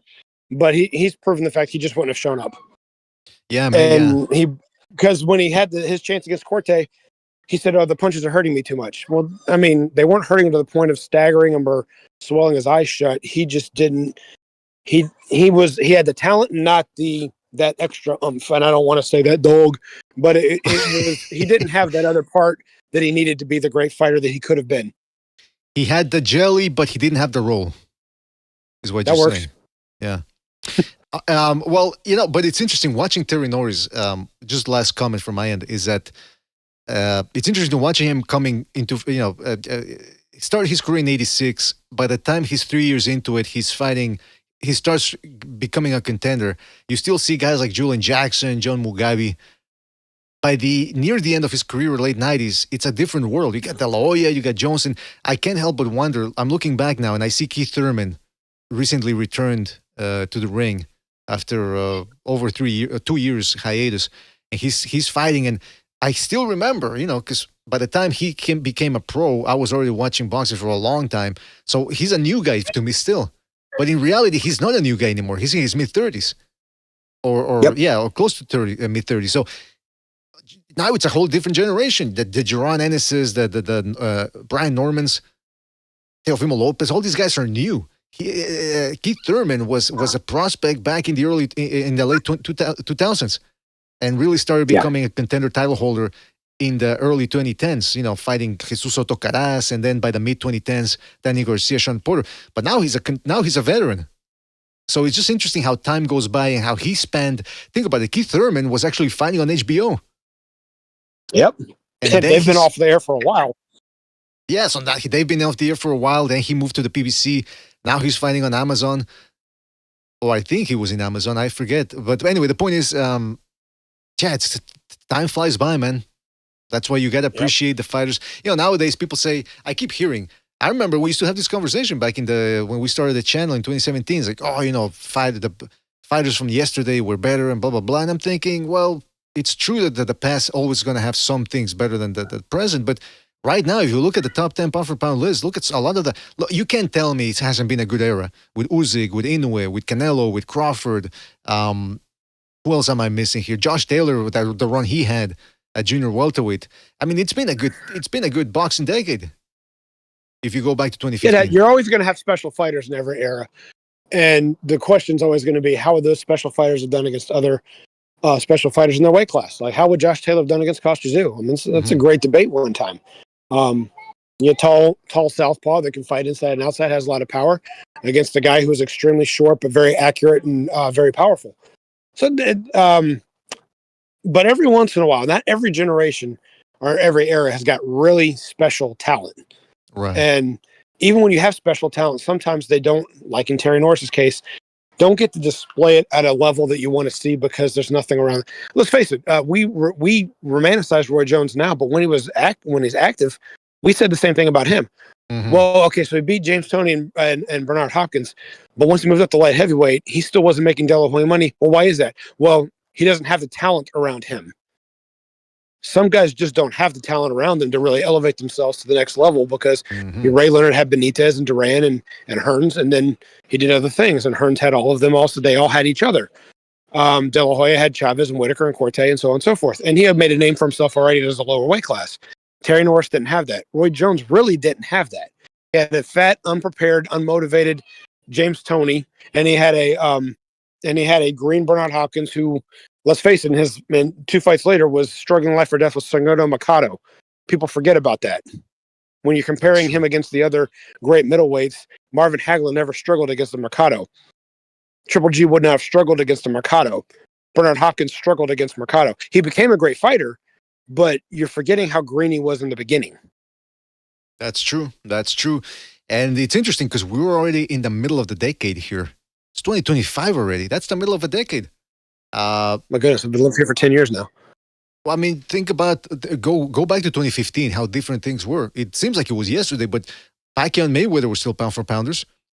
Keith Thurman was considered one of the guys that was being avoided. Kell Brook was still in the mix, 1 year removed from beating Sean Porter. Adrian Bronner was still in the comeback, and maybe there was still hope that he might be a pound for pounder. Canelo was just about to get the middleweight championship of the world that year. I mean, things change, man, and it's interesting how it'll be interesting to see how boxing looks 5 years from now when we're in 2030. But listen, agreed. This was a fantastic show, Chief. Thank you for being on. You cleared up a lot of things as it pertains to Terry Norris. Hopefully, people enjoyed it, and give us some people out there. Give us some suggestions about who the next fighter should be, the next career retrospective, and we'll try to get on it as soon as possible. Chief, last words before we move on? As always, BDA, when I was in high school, I never thought I'd be able to talk about boxing on the air. So the fact you let me do this, I can't thank you enough. I do hope the fans really enjoyed this. And that's all I got to say. I hope everyone has a good night and a good Memorial Day. All right. Shout out to Chief. Right back at you, Chief. Always good to have you on the show. Like I said, you cleared up a lot of things. Good to have a resource such as you. Official Scorecard Boxing says, Chief, one thing is sure, Josh Taylor would outsniff Costa at a coke sniffing contest. Ah, come on. I don't know what he's right. I don't even know if those guys are cokeheads. I don't understand. Quack says, you guys should analyze Jeff Lacey. Ah, come on. He's jesting. But yeah, shout out to you guys. Really appreciate it. Shout out to Quinn, the Quacks, Rampax Drunken Company, two of the initiated right there. Official Scorecard Boxing, Pancho Villa. Shout out to him. To Matador, Jokey Jokes. Papi Manteca in the chat. Shout out to him. Pugilizine, Virtuoso. Kevin from Chicago was in here. Shout out to him. Mars Boxeo, LT, Phil Miles, Mars Boxeo. Mars Boxeo was asking, is this the new LDBC channel? Because we're talking about Terry Norris. Rafael Garza, another one of the initiated. If I forgot anybody, Team Badman Boxing, shout out to him. If we forgot anybody, it's because we got to go. But shout out to you fellas. We'll try to be back on as soon as possible. Don't forget, we got some decent fights on Saturday.